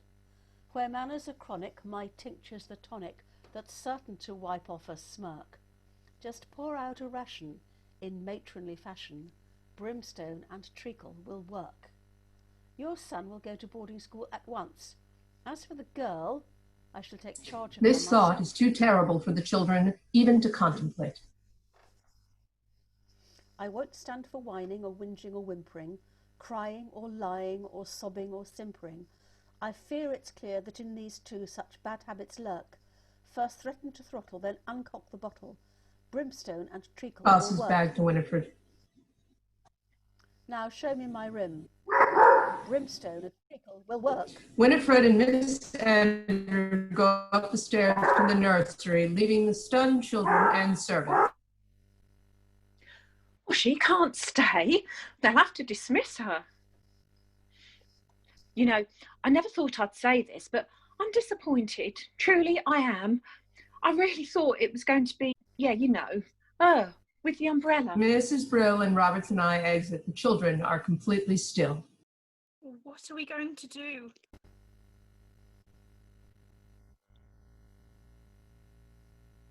The only thing we can do. Run away! Michael runs out of the house, followed by Jane. Scene 2. Let's go fly a kite. Park. At the park, Bert works on a welcoming painting. As he surveys the sky, the children run straight into him. Perhaps it's the shock, perhaps it's because he's covered in soot, but they don't know him. They scream. Easy now. Your old friend ain't going to hurt you. Oh, Bert, it's you. You're filthy. Perhaps a smudge or two. It happens today I'm a chimney sweep. So what's the matter and who's after you? The nastiest nanny in the world. The nastiest nanny in the world, eh? Well, you two should know. You've been through enough of them. Is she really as bad as all that? She looks like something that would hit its young, Miss Andrew was Daddy's nanny. which explains a lot. Poor Daddy. Ever since he stopped working, he just sits and mopes. Mary Poppins used to say he needed our help, but now it's too late. Oh, I wouldn't say that. I'll tell you what. Why don't we start things off with a bit of a shake for good luck? Bert holds out his hand. Why would shaking hands with you bring us luck? Did anyone ever tell you it's lucky to shake a sweep's hand? Jane does so, and so does Michael. But what do you do if you want some luck? Oh, well, I shake hands with myself. Now, what have we got here? Bert searches in his capacious bag and extracts a large and beautiful red kite with streamers. Michael, look, it's a real one. Bert holds the kite out to Michael, who is resistant. What's the matter? You've always wanted to fly a proper kite. I've always wanted to fly one with Daddy. Crouches before Michael, speaking gently. Of course you have. But you need to know how it's done. Get more training in, and you'll make him the proudest father in the country. Do you really think so? You're not just saying that? Oh, how Michael wants to believe this. Did I say the country? The old blooming empire, more like. With tuppence for paper and strings, you can have your own set of wings. With your feet on the ground, you're a bird in flight, with your fist holding tight to the string of your kite. Michael takes the string and Bert throws the kite up in the air. Oh, let's go fly a kite up to the highest height. Let's go fly a kite and send it soaring up through the atmosphere, up where the air is clear. Oh, let's go fly a kite. The wind dies and the kite falls. Try again. Bert picks up the kite as Michael winds the string. Try again. The park keeper hurries over. What's this? What's this? We don't allow litter here. It isn't litter. It's a kite. The park keeper looks up with a soft and foolish expression. Oh, kite, is it? My word it is, I haven't flown a kite since I was a boy. Grabs the string. Now we'll wind her up, give her a run, and away she'll go. Also grabs the string. I want to do it. Ah, but you'll let me help you, won't you? Seeing as I haven't flown a kite since I was a boy. Relinquishes the string. All right. The park keeper starts to run this way and that as the kite takes wing. When you send it flying up there, all at once you're lighter than air. You can dance on the breeze over houses and trees with your fist holding tight to the string of your kite. Other kite flyers enter with their kites. Oh, let's go fly a kite up to the highest height. Let's go fly a kite and send it soaring up through the atmosphere, up where the air is clear. Oh, let's go fly a kite. Bert's kite has flown and now vanishes from sight. Reel it in. I can't. It's stuck. I'll help. Let me.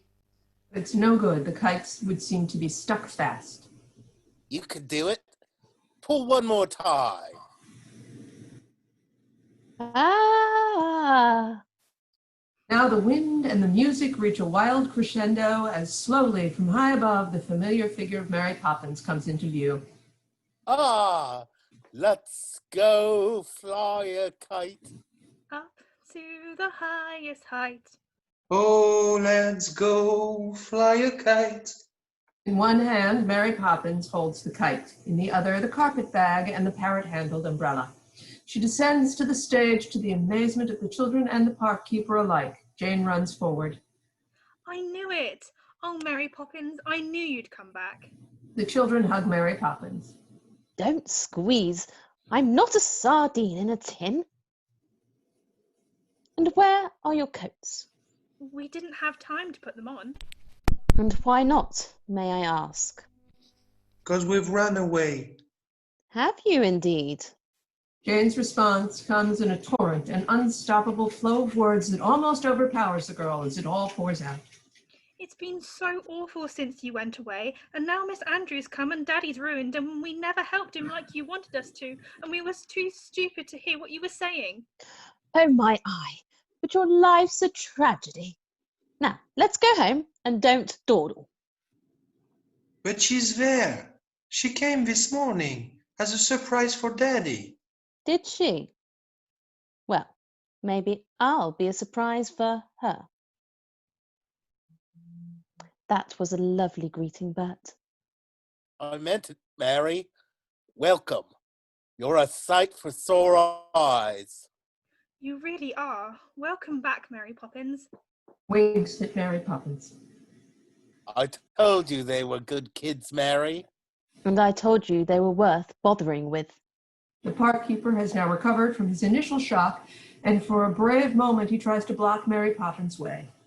Now, see here, it's against the regulations coming down from the sky like that. And where from, I'd like to know, hey, where from? Mary Poppins stops and eyes the park keeper coldly. If I were a park keeper, I should straighten my cap and button my coat. The park keeper is speechless. Come along, children. Aren't you going to shake hands with Bert for luck? No, Why not? I don't need any luck, thank you. Mary Poppins exits with the children. The park keeper reaches for the kite, but then backs off as Bert moves to pick it up. With a wink, Bert signals the park keeper can keep it. What glee! Scene 3, Good for Nothing, Park. Evening falls and the scene changes to another part of the park with trees and a bench. Young kite flyers run through the trees on their way home. Bert enters with a lamplighter's taper. George wanders in alone and slumps wearily onto the bench. Illusions may shatter, but memories stay.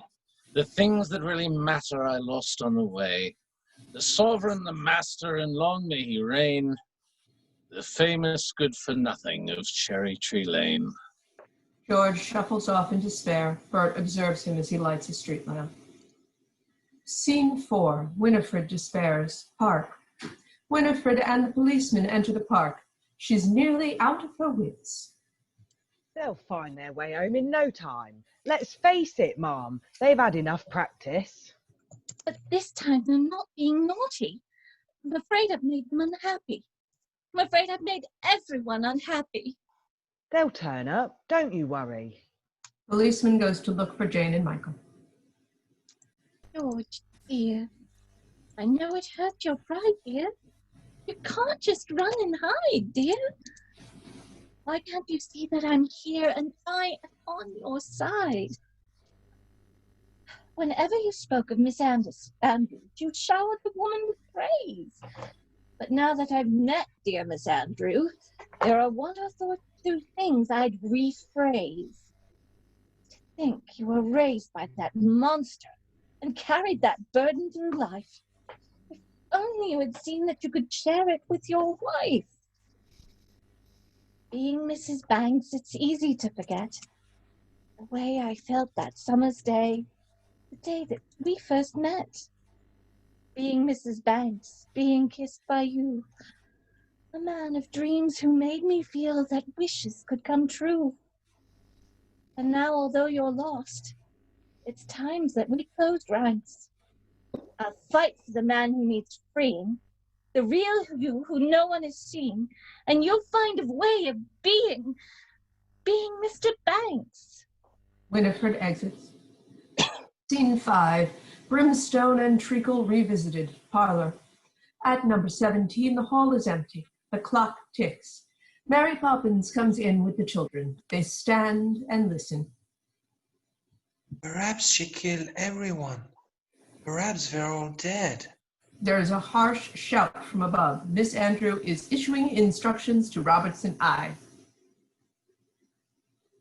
Not like that, you stupid boy. Well, they're not all dead. A tiny sound, partly a sigh and partly a whistle, emanates from the covered cage. What's that noise? Mary Poppins strides over to the covered cage. It's a bird. I might have known. With a sudden flourish, Mary Poppins removes the cover to reveal the bird within. With a start of recognition, Caruso opens his beak and gives a sad little cheep. Mary Poppins answers him in song. Well, frankly, that's not a surprise. Caruso cheeps. Locked in this cage and not free in the skies. Caruso chirps. For 2 years? Caruso chirps. How shameful. Caruso chirps. Yes, of course, that's a field I know well. Caruso chirps. An hour, no longer, your wings will grow stronger. Caruso chirps. Once you are free from this cell. What kind of bird is it? A lark. You are seeing a lark in a cage for the first time and the last. Mary Poppins opens the door of the cage and carefully carries Caruso to the window, out of which he flies away, then chirps back thanks. My pleasure. Another chirp. Oh, don't mention it. From upstairs in a booming voice. I am going downstairs to fetch Caruso, my lark. Appears and calls back to Robertson I. You stay there and clean the grate again. Mary Poppins replaces the cover over the empty birdcage as Miss Andrews starts down the stairs and spies the children. Mary Poppins is out of her view. So you've decided to come crawling back, have you? Well, I think we know what's needed now. Searching the room. Brimstone and treacle, my favourite liqueur, that will make runaways stop.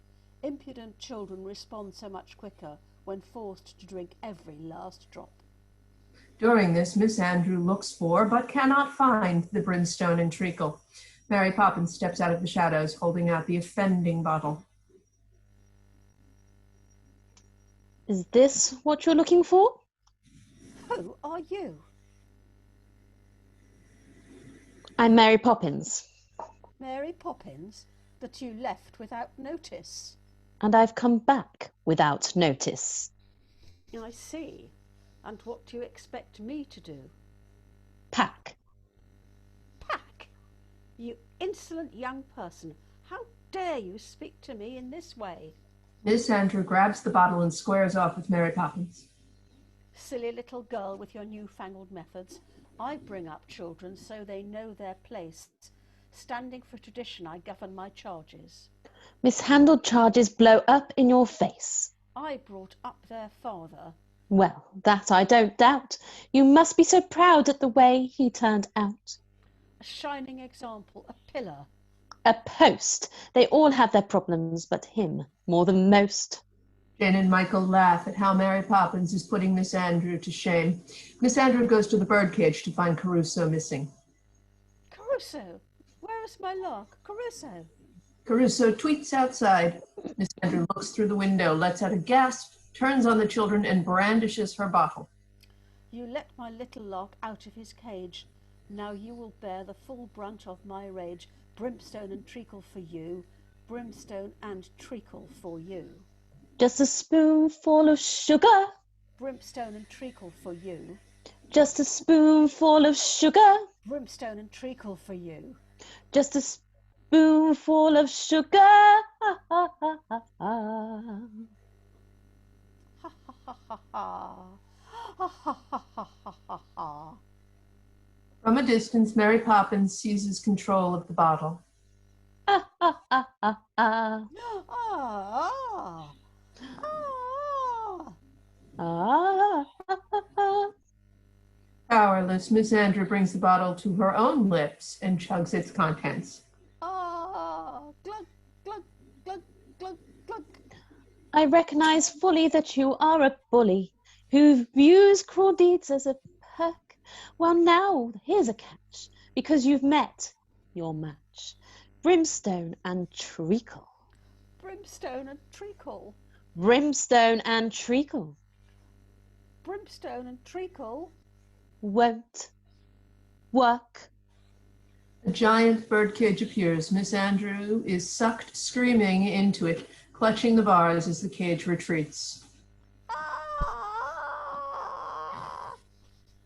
Mary Poppins claps her hands together in a spit-spot gesture, then glides up the stairs as... Scene 6. George returns. Parlor. Winifred, having heard Mary Poppins' voice, enters. Mary Poppins, wherever did you come from? She came from a... Michael. Michael, is that you? Oh, thank heaven. But you're very naughty to go out running off like that, and I should be as angry as anything if I wasn't so pleased to see you. Hugs the children close. Where's Miss Andrew? She's gone. Gone? Why? She didn't give a reason, Mom. How peculiar. So, Mary Poppins, you're back. Are you going to stay? I'll stay for as long as is necessary, Mom. This isn't quite the response Winifred was hoping for. Because the last time you were here, you left without a word of warning. How do I know you won't do it again? You don't. Oh.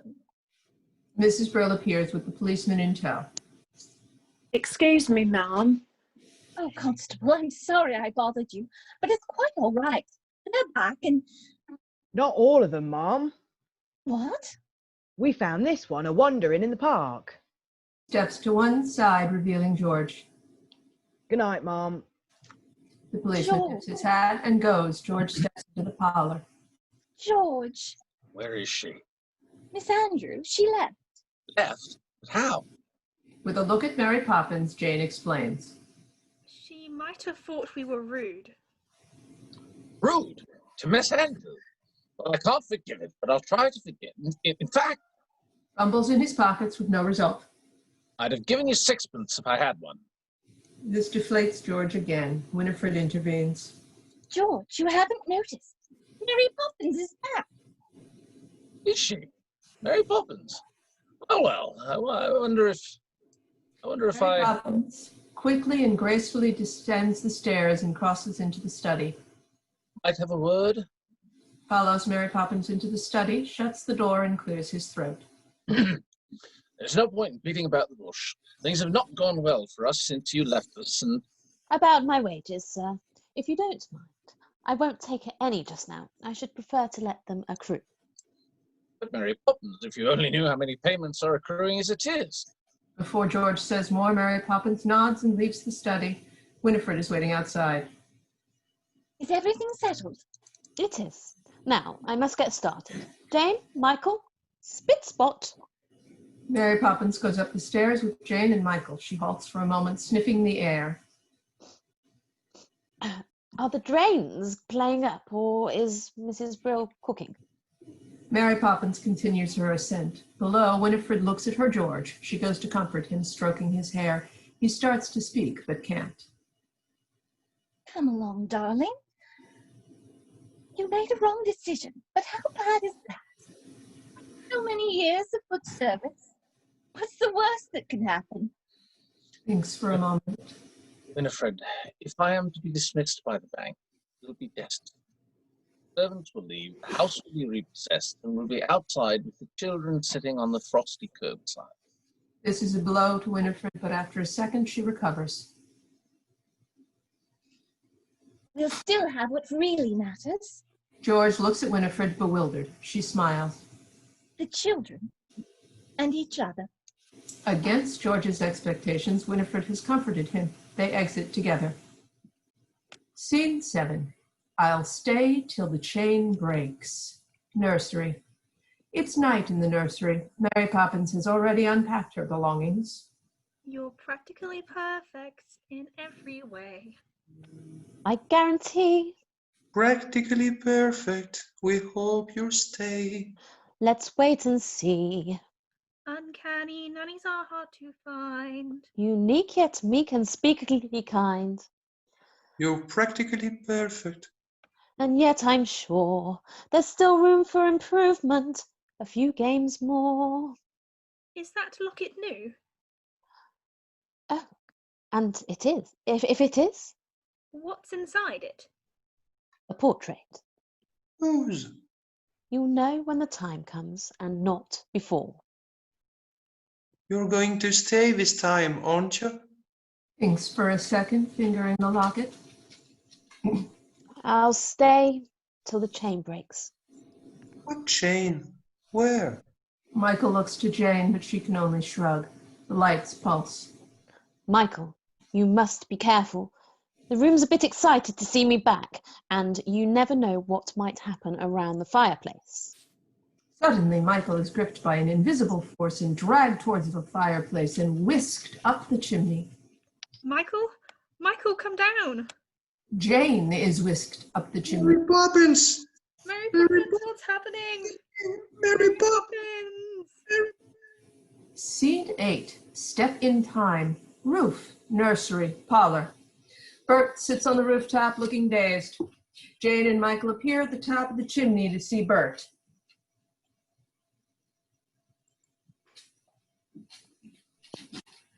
Hello there! Bert helps the children out of the chimney and across the roof. Bert, what are you doing up here? And where else should a chimney sweep be? A chimney swept, a secret kept, up here above the gables. Another world to be unfurled. It ain't just myths and fables. A chimney stack looks cold and black against the twilight sky. But never fear, there's warmth up here. Perhaps you'll find out why. Mary Poppins appears on the roof. She takes a powder compact from a pocket and checks her face. What do I look like? Evens out the soot with a powder puff. That's better. The word is awfully big, isn't it? And what does that tell you? That we are awfully small and unimportant? Oh, speak for yourself. Not us so much, but our troubles. They seem so big down in the nursery, but up here... That's more like it. Troubles are never so bad when you look at them from a little higher up. And always remember, there's plenty of folk ready to help you should you need 'em. Who? Chim chimney, chim chimney, chim chim chiree. Now guardian angels you don't often see. They're not highfalutin, nor grand nor aloof. Nah, they're covered in soot, and they're up on your roof. Chim chimney, chim chim cherry. See, it's true. Motley gang of chimney sweeps is revealed. Brush away the dirt and soot. Brush away your tears. Cobwebs that aren't swept away. Hang around for years. In all weathers, up all hours, we can see for miles. Our idea of heaven is a night out on the tiles. We may look like a motley crew, smudged with tar and grime. But when you need a helping hand, we try to step in. Try to step in just in time. We will step in. Step in time. We will step in. Step in time. Never had a reason, never need a rhyme. We will step in. Step in time. Over the rooftop, step in time. Over the rooftop, step in time. Never need a reason, never need a rhyme. Over the rooftop, step in time. Watch your step, but step in time. Watch your step, but step in time. Never need a reason, never need a rhyme. Watch where you step, but step in time. Kick your knees up, step in time. Kick your knees up, step in time. Never need a reason, never need a rhyme. Kick your knees up, step in time. Childhood is a step in time, parenthood's the same. Never miss a chance to get it right. Whew. Don't it seem a perfect crime? Don't it seem a shame? When the steps aren't going as smoothly as they might. That's when we step in time. That's when we step in time. Never need a reason, never need a rhyme. That's when we step in time. Here we go. Spin, spin, spin, spin, spin. Link your elbows, step in time. Link your elbows, step in time. Never need a reason, never need a rhyme. Link your elbows, step in time. Link your elbows, step in time. Step in time, step, step in time. The Sweeps, Bert, and Mary Poppins perform an extended dance sequence. Bert orchestrates the action with your turn and you, etc. Just remember when you're low, feeling in the walls. Someone's up your chimney. And it isn't Santa Claus. If you need us, if you don't. Doesn't make much odds. We'll be watching over you. Brushes, brooms, and Brushes, brushes, brooms. And rods. Bert begins an impressive climb over the rooftops. Over the rooftops, over the rooftops. Over the rooftops, over the rooftops. over the rooftop, step in time. Over the rooftop, step in time. Never need a reason, never need a rhyme. Over the rooftop, step in time. Link your elbow, step in time. Link your elbow, step in time. Never need a reason, never need a rhyme. Link your elbow, step in time. Kick your knees up, step in time. Kick your knees up, step in time. Never need a reason, never need a rhyme. Kick your knees up, step in time. Oh, step in time, step, step, step. Step in time, step, step, step. Never need a reason, never need a rhyme. Never need a reason, never need a rhyme. If you kick your knees up, kick your knees up, kick your knees up, kick your knees up. Step, step, step, step, step, step, step, step, step, step, step, step, step, step, step, step, step. Never need a reason if you step in time. Dance break as the house appears. What you gonna do? Step in time. Shout it louder. Step in time. Step, step, step, step, step, step, step, step, step, step. Down the chimney. Down the chimney, step in time. Down the chimney, step in time. Never need a reason, never need a rhyme. Down the chimney, step in time. Back to the nursery. Back to the nursery, step in time. Back to the nursery, step in time. Never need a reason, never need a rhyme. Back to the nursery, step in time.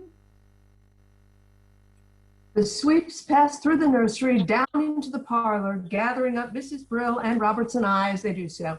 Then Winifred is caught up in the dance. The bell rings and rings again. At last, George frees himself and opens the door to a messenger. What is this? What is all this? Special delivery for George Banks, Esquire. Special delivery? The messenger hands over the letter. Special delivery, step in time. Special delivery, step in time. Never need a reason, never need a rhyme. Special delivery, step in time. Time to go now. Good night, Governor. Muted. Sorry. Good night, Governor, step in time. Good night, Governor, step in time. Never need a reason, never need a rhyme. Good night, Governor, step in time. Yeah. Without another word, the Sweep stands out past the dazed George through the open front door, carrying the messenger with them. They greet George variously as they pass. Good night, Governor. Cheerio, Governor. Good night, Governor. Disguised as his sweep. Cheerio, Governor. But this penultimate sweep looks a little familiar. Not so fast. Upstairs. Now, Jane, you too. Mary Poppins, would you be good enough to explain? First of all, I would like to make one thing clear. Yes. I never explain anything. Come along, children. Mary Poppins goes upstairs with Jane and Michael. Scene 9, a man has dreams. Parlor. The sweeps have gone. Only Bert lingers unnoticed by the rest. George has opened a letter. Winifred comes over. He looks up. What happened? The chairman wants to meet to see me at the close of business tonight. Right. Well, I'm going with you. I'm going to come with you and jolly well give your chairman a piece of my mind. That would only make matters worse. Might as well face it. In just a few hours, I will have joined the ranks of the unemployed. Oh, George, are you quite sure? Quite sure. So we'd better make some plans. In fact, I'm afraid the time has come. George looks up at his mother's precious vase as Mrs. Brill comes into the parlor to tidy up. Do you mean your mother's vase? Won't you miss it terribly? Needs must, my dear. We always said we were saving it for a rainy day, and tomorrow it looked set to pour. George climbs onto a chair and gingerly he picks up the vase. George, do be careful. George starts to climb down again when Mrs. Brill absent-mindedly bangs into the chair amidst her cleaning. The vase slips from George's hands and shatters on the floor. Mrs. Brill is aghast. Oh, the heirloom. Pulling out a huge handkerchief, Mrs. Brill starts to blub uncontrollably. This is not helping the stunned George. Mrs. Brill, let's go to the kitchen, shall we? You'd better sit down. Mary Poppins appears on the landing and sniffs the air. Mrs. Brill, is that the dinner cooking? Lifts her face from her handkerchief. You start. I've opened all the windows. I was only going to say that it smells delicious. Mary Poppins heads up the stairs. The whole world has gone upside down. Mrs. Brill exits with renewed anguish, followed by Winifred. George is alone when he sees a smattering of shining stars among the broken pieces. He bends down to pick them up. Well, I never. So that's where I put them. What are they? To George's surprise, Bert has emerged from the shadows. Stars. Gingerbread stars I hid once from my nanny. I always knew I'd put them somewhere no one would find them. Trouble was I couldn't find them either. They're very bright. Aren't they? Even after all this time. Here, let me give you a hand. Bert helps to pick up the pieces of the vase. Used to dream that when I grew up I'd learn everything there was to know about the stars. Thoughtful Funny, pause. I haven't thought about all that in years. I'm not usually sentimental. It's good to look back sometimes. Is it? I'm not so sure. A man has dreams of walking with giants, to carve his niche in the edifice of time, before the mortar of his zeal has the chance to congeal. The cup is dashed from his lips, the flame is snuffed a-burning, he's brought to rack and ruin in his prime. Life's a rum go, governor, and that's the truth. You know what I think? Mary Poppins, from the moment she stepped into this house, things began to happen to me. My world was calm, well-ordered, exemplary. Then came this person with chaos in her wake. And now my life's ambitions go with one fell blow. It's quite a bit of pill to take. It's that Poppins woman. She's responsible for all of this. I know the very person. What's that thing she's always saying? A spoonful of sugar, that's all it takes. It changes bread and water into tea and cakes. A spoonful of sugar goes a long, long way. So have yourself an healthy helping every day. Healthy helping of trouble, if you ask me. George attempts to occupy himself with papers in his study. Like you say, governor. Placing the vase pieces carefully in the rubbish bin. We've got to grind that grindstone. No childhood slips like sand through a sieve. And all too soon, they've up and grown, and then they've flown. And it's too late for you to give. His children come out of the nursery and start downstairs. Mary Poppins watches, remains behind on the stairs. George re-enters the parlor. Is that spoonful of sugar to help the medicine go down? The medicine go down. Medicine go down. Holds out his hand to George. Well, good luck, Governor. For a moment, George is still, and then deliberately, he takes the sooty paw and shakes it firmly. Thank you, Bert. Good luck to you too. Bert pauses in the hall only to turn and look up at Mary Poppins. She answers his look with a nod, and he leaves. The children approach their father cautiously. As they speak, Mary Poppins comes down silently, carrying something. Father, Is it? We've come to say good night. Ah, yes. Good night. But George is less severe than usual. Jane approaches. Daddy, do you remember when we came to the bank? Well, we were each given a sixpence and were told to spend them carefully. Excellent advice. That's exactly what you should do. What did you buy with them? Nothing yet. We kept them. And now we've decided to give them to you.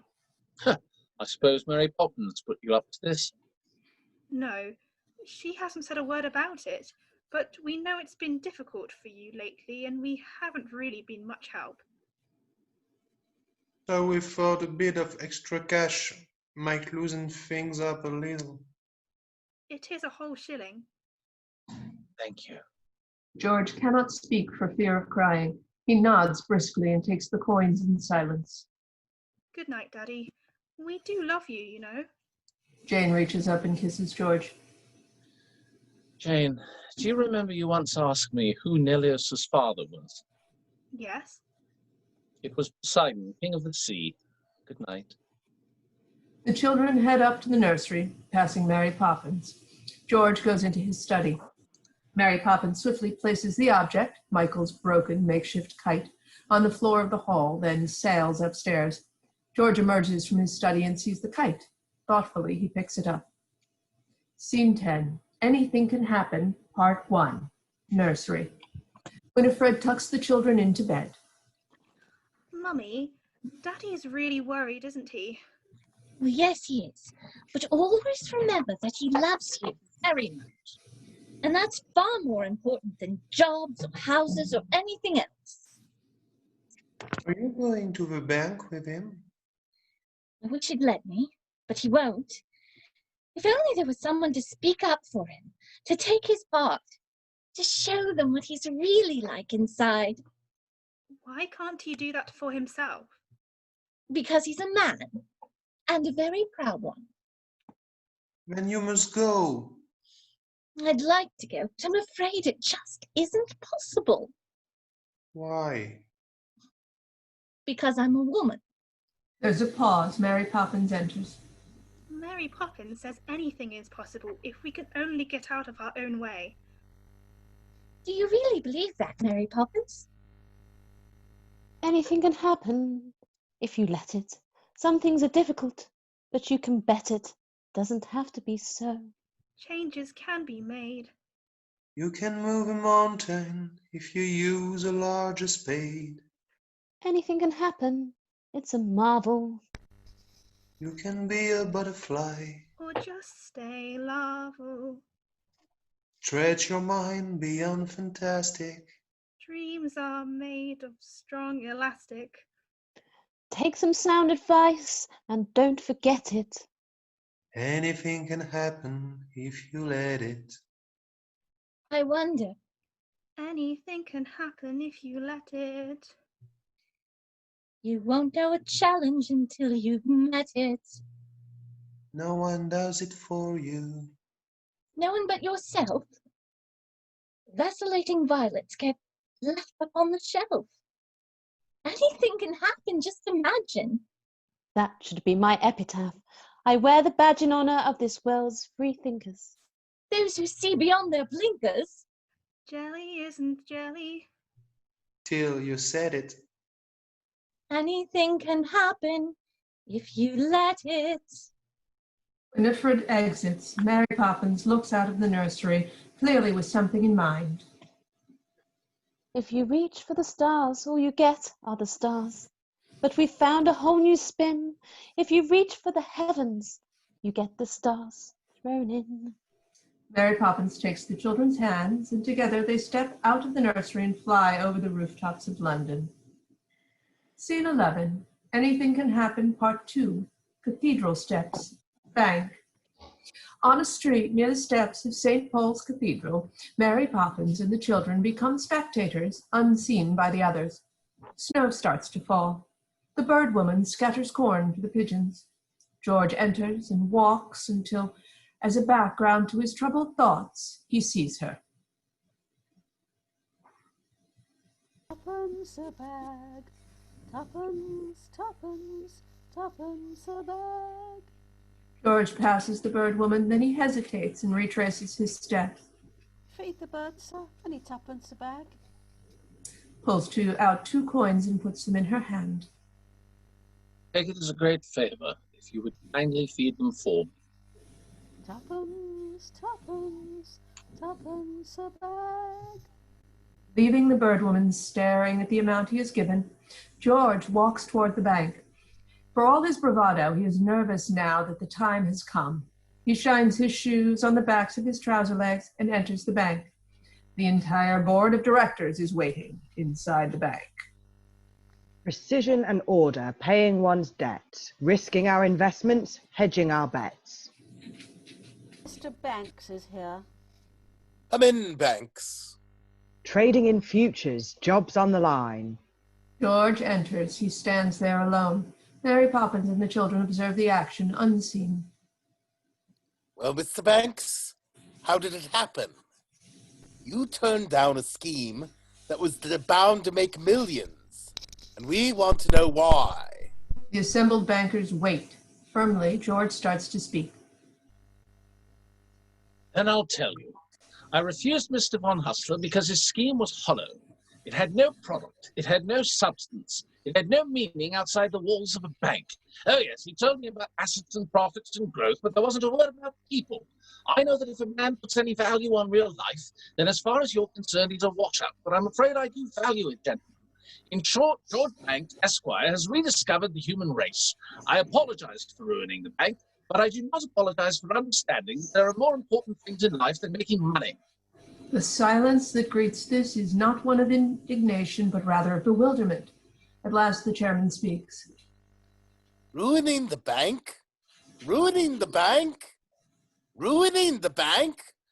My dear chap, what are you talking about? You've saved our bacon. Haven't you heard?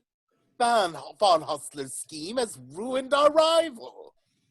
You've kept it out of the nastiest scandal since records began. We don't want your apologies. We're offering ours. Oh, my word. And another thing. Do you remember giving a loan to a fellow called Northbrook? Well, he's repaying it and opening 2 new factories. With the percentage you negotiated, we look set to make a fortune. Oh, my word. Well, that's just it. We very much hope you might tell us how you did it. Just give us the word. It'll be quite safe with us. Immobile for a second, but only for a second. Give you the word? Give you the word? I'll give you the word, all right. Supercalifragilisticexpialidocious. George suddenly starts to laugh and spin and crash and shout.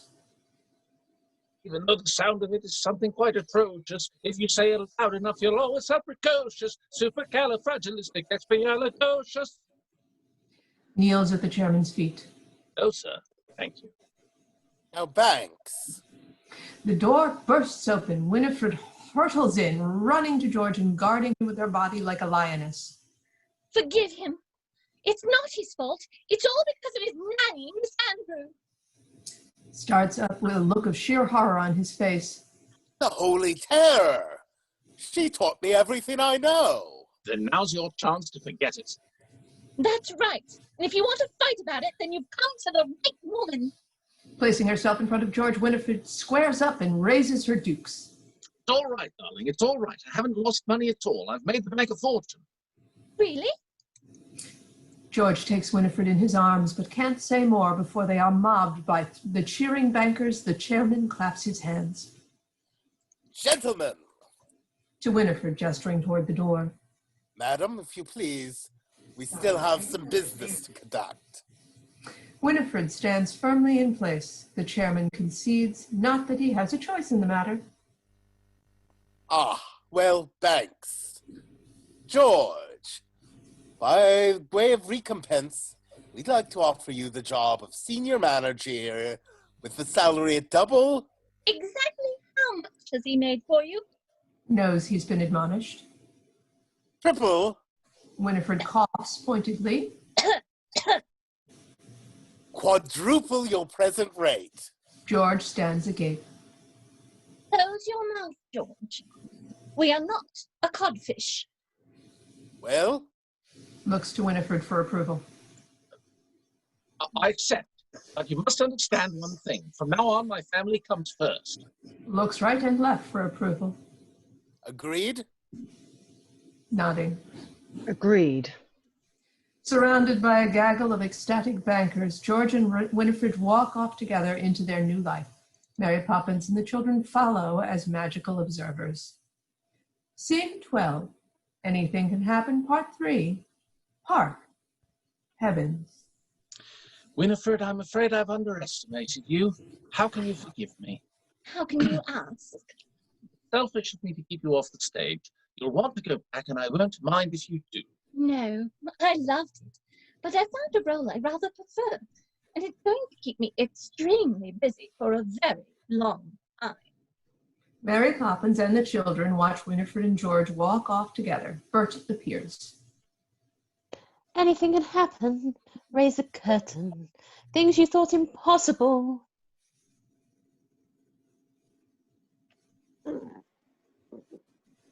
Will soon seem certain, though at first it may sound clownish. See the world more upside downish. Turn it on its head, then pirouette it.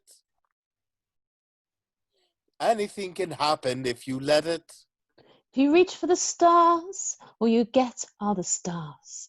But we found a whole new spin. If you reach for the heavens, you get the stars thrown in. You get the stars thrown in. There are the stars. I won the constellations too. Do you indeed? I wonder you don't ask for the moon as well. Jane and Michael start their magical journey into the night sky. Other characters enter and join in the tour of the stars. Ooh, if you reach for the stars, all you'll get are the stars. But we found a whole new spin. If you reach for the heavens, you get the stars thrown in.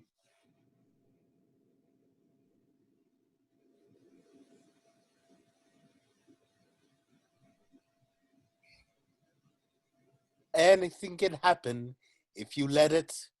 Life is out there waiting, so go and get it. Grab it by the collar, seize it by the scruff. Once you've started living life, you just can't get enough. Anything can happen, it's official. You can choose the super or the superficial. Sally forth the way we're steering. Obstacles start disappearing. Go and chase your dreams. You won't regret it. Anything can happen. Anything can happen. Anything can happen. If you let it. Scene 13. I Love You, Mary Poppins. Park. The stars retreat as the park is revealed under the night sky. The statue of Neleus is now reunited with the statue of his father, Poseidon. A few stragglers remain. Mary Poppins, Michael, and Jane walk downstage as the park gates come into view. We are back where our jolly holiday started, with Bert finishing a drawing. Mary Poppins, Neleus and Poseidon will live happily ever after, won't they? Of course. Oh, Mary Poppins, that was the best yet, to be up in the heavens. Do you think we'll ever go back there? Yes, someday. Really? Will it be soon? Looks at them for a moment before shaking her head. Oh no, not for a very long time. The children are disappointed. You can always keep an eye on the stars until you return. Takes a telescope from her pocket and gives it to Michael. Here. But it's your telescope. So it is. Keep it if you like. It's a present. Thank you. Now, run along. It's getting cold. Jane leads the way off when Michael stops and turns. I love you, Mary Poppins. You are a fine boy, Michael Banks, and one day you will be a fine man. Oh, Mary Poppins, it makes me so anxious when you talk like that. Like what? All gentle and kind and not a bit like you. Be cross, Mary Poppins. Do be cross again. Is that the thanks I get for the trouble I've taken? That's better. And with a bright smile, Michael runs after his sister. Mary Poppins walks over to Bert and admires his painting of flowers. That's dainty, Bert. They're yours, Mary. I painted them for you. Perhaps he magically hands her real flowers. Then, It's tonight, isn't it? Yes, Bert. Well, goodbye then, Mary. Goodbye, Bert. Look after yourself. Mary Poppins gives Bert a gentle kiss on the cheek, after which he wistfully turns away and leaves. Mary Poppins walks back to number 17. Scene 14, Family Life, Nursery. Mary Poppins appears in the nursery. With every job when it is complete, there is a sense of bittersweet. That moment when you know the task is done, though in your heart you'd like to stay to help things on their way. You've always known they must do it alone. They're practically perfect, and I hope it remains so. Mary Poppins takes something from her pocket and places it on the floor. She picks up her umbrella and carpet bag and magically exits the nursery, taking one last look toward the room as the children enter from the stairs. What's happened? Something's changed. The bed's gone. An object on the floor attracts Jane's attention. She stoops and picks it up. Look, it's Mary Poppins' locket. Oh, the chain's broken. Don't you remember? I'll stay till the chain breaks. There's a note too. What does it say? Michael had the telescope, so this is for you. Jane opens the locket. Michael looks over her shoulder. It's a picture of the three of us. She signed it. From Mary Poppins, with a good deal of love. Winifred and George enter. Mary Poppins? She's gone. Gone? How peculiar. Now, what do you think of this? From behind his back, George produces a magnificent kite. It's the best I've ever seen. Could we fly it together? Oh, Daddy! Michael hugs George. Mary Poppins won't be coming back. She's gone forever. My dear, how could you possibly know such a thing? Because we don't need her anymore. Not anymore. And other families will, won't they, Daddy? Smiles and gives Jane a kiss. They will. I wonder if she's right. And we really could do without a nanny from now on. What do you think? I think you'd better come and dance with me. George, this is serious. George takes Winifred by the hand and they dance. George spots something out the window. Look, wasn't that a shooting star? You can borrow my telescope. The Bankses move out of the nursery and stand on the parapet. The whole family united for the first time. I was right. Wish on it, children. Winifred closes her eyes and wishes as George kisses her gently and purposefully. First love. Jane and Michael keep their eyes fixed on a shooting star. We won't forget you, Mary Poppins. We'll never forget. Mary Poppins flies away. George Banks and his family laugh together for the first time in ages. End of play.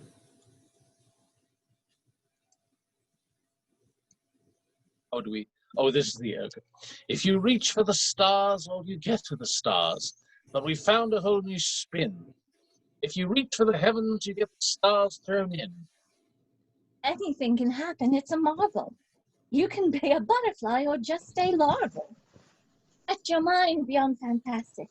Dreams are made of strong elastic. Go and chase your dreams. You won't regret it. Anything can happen. Anything can happen. Supercalifragilisticexpialidocious. Supercalifragilisticexpialidocious. Supercalifragilisticexpialidocious. Supercalifragilisticexpialidocious.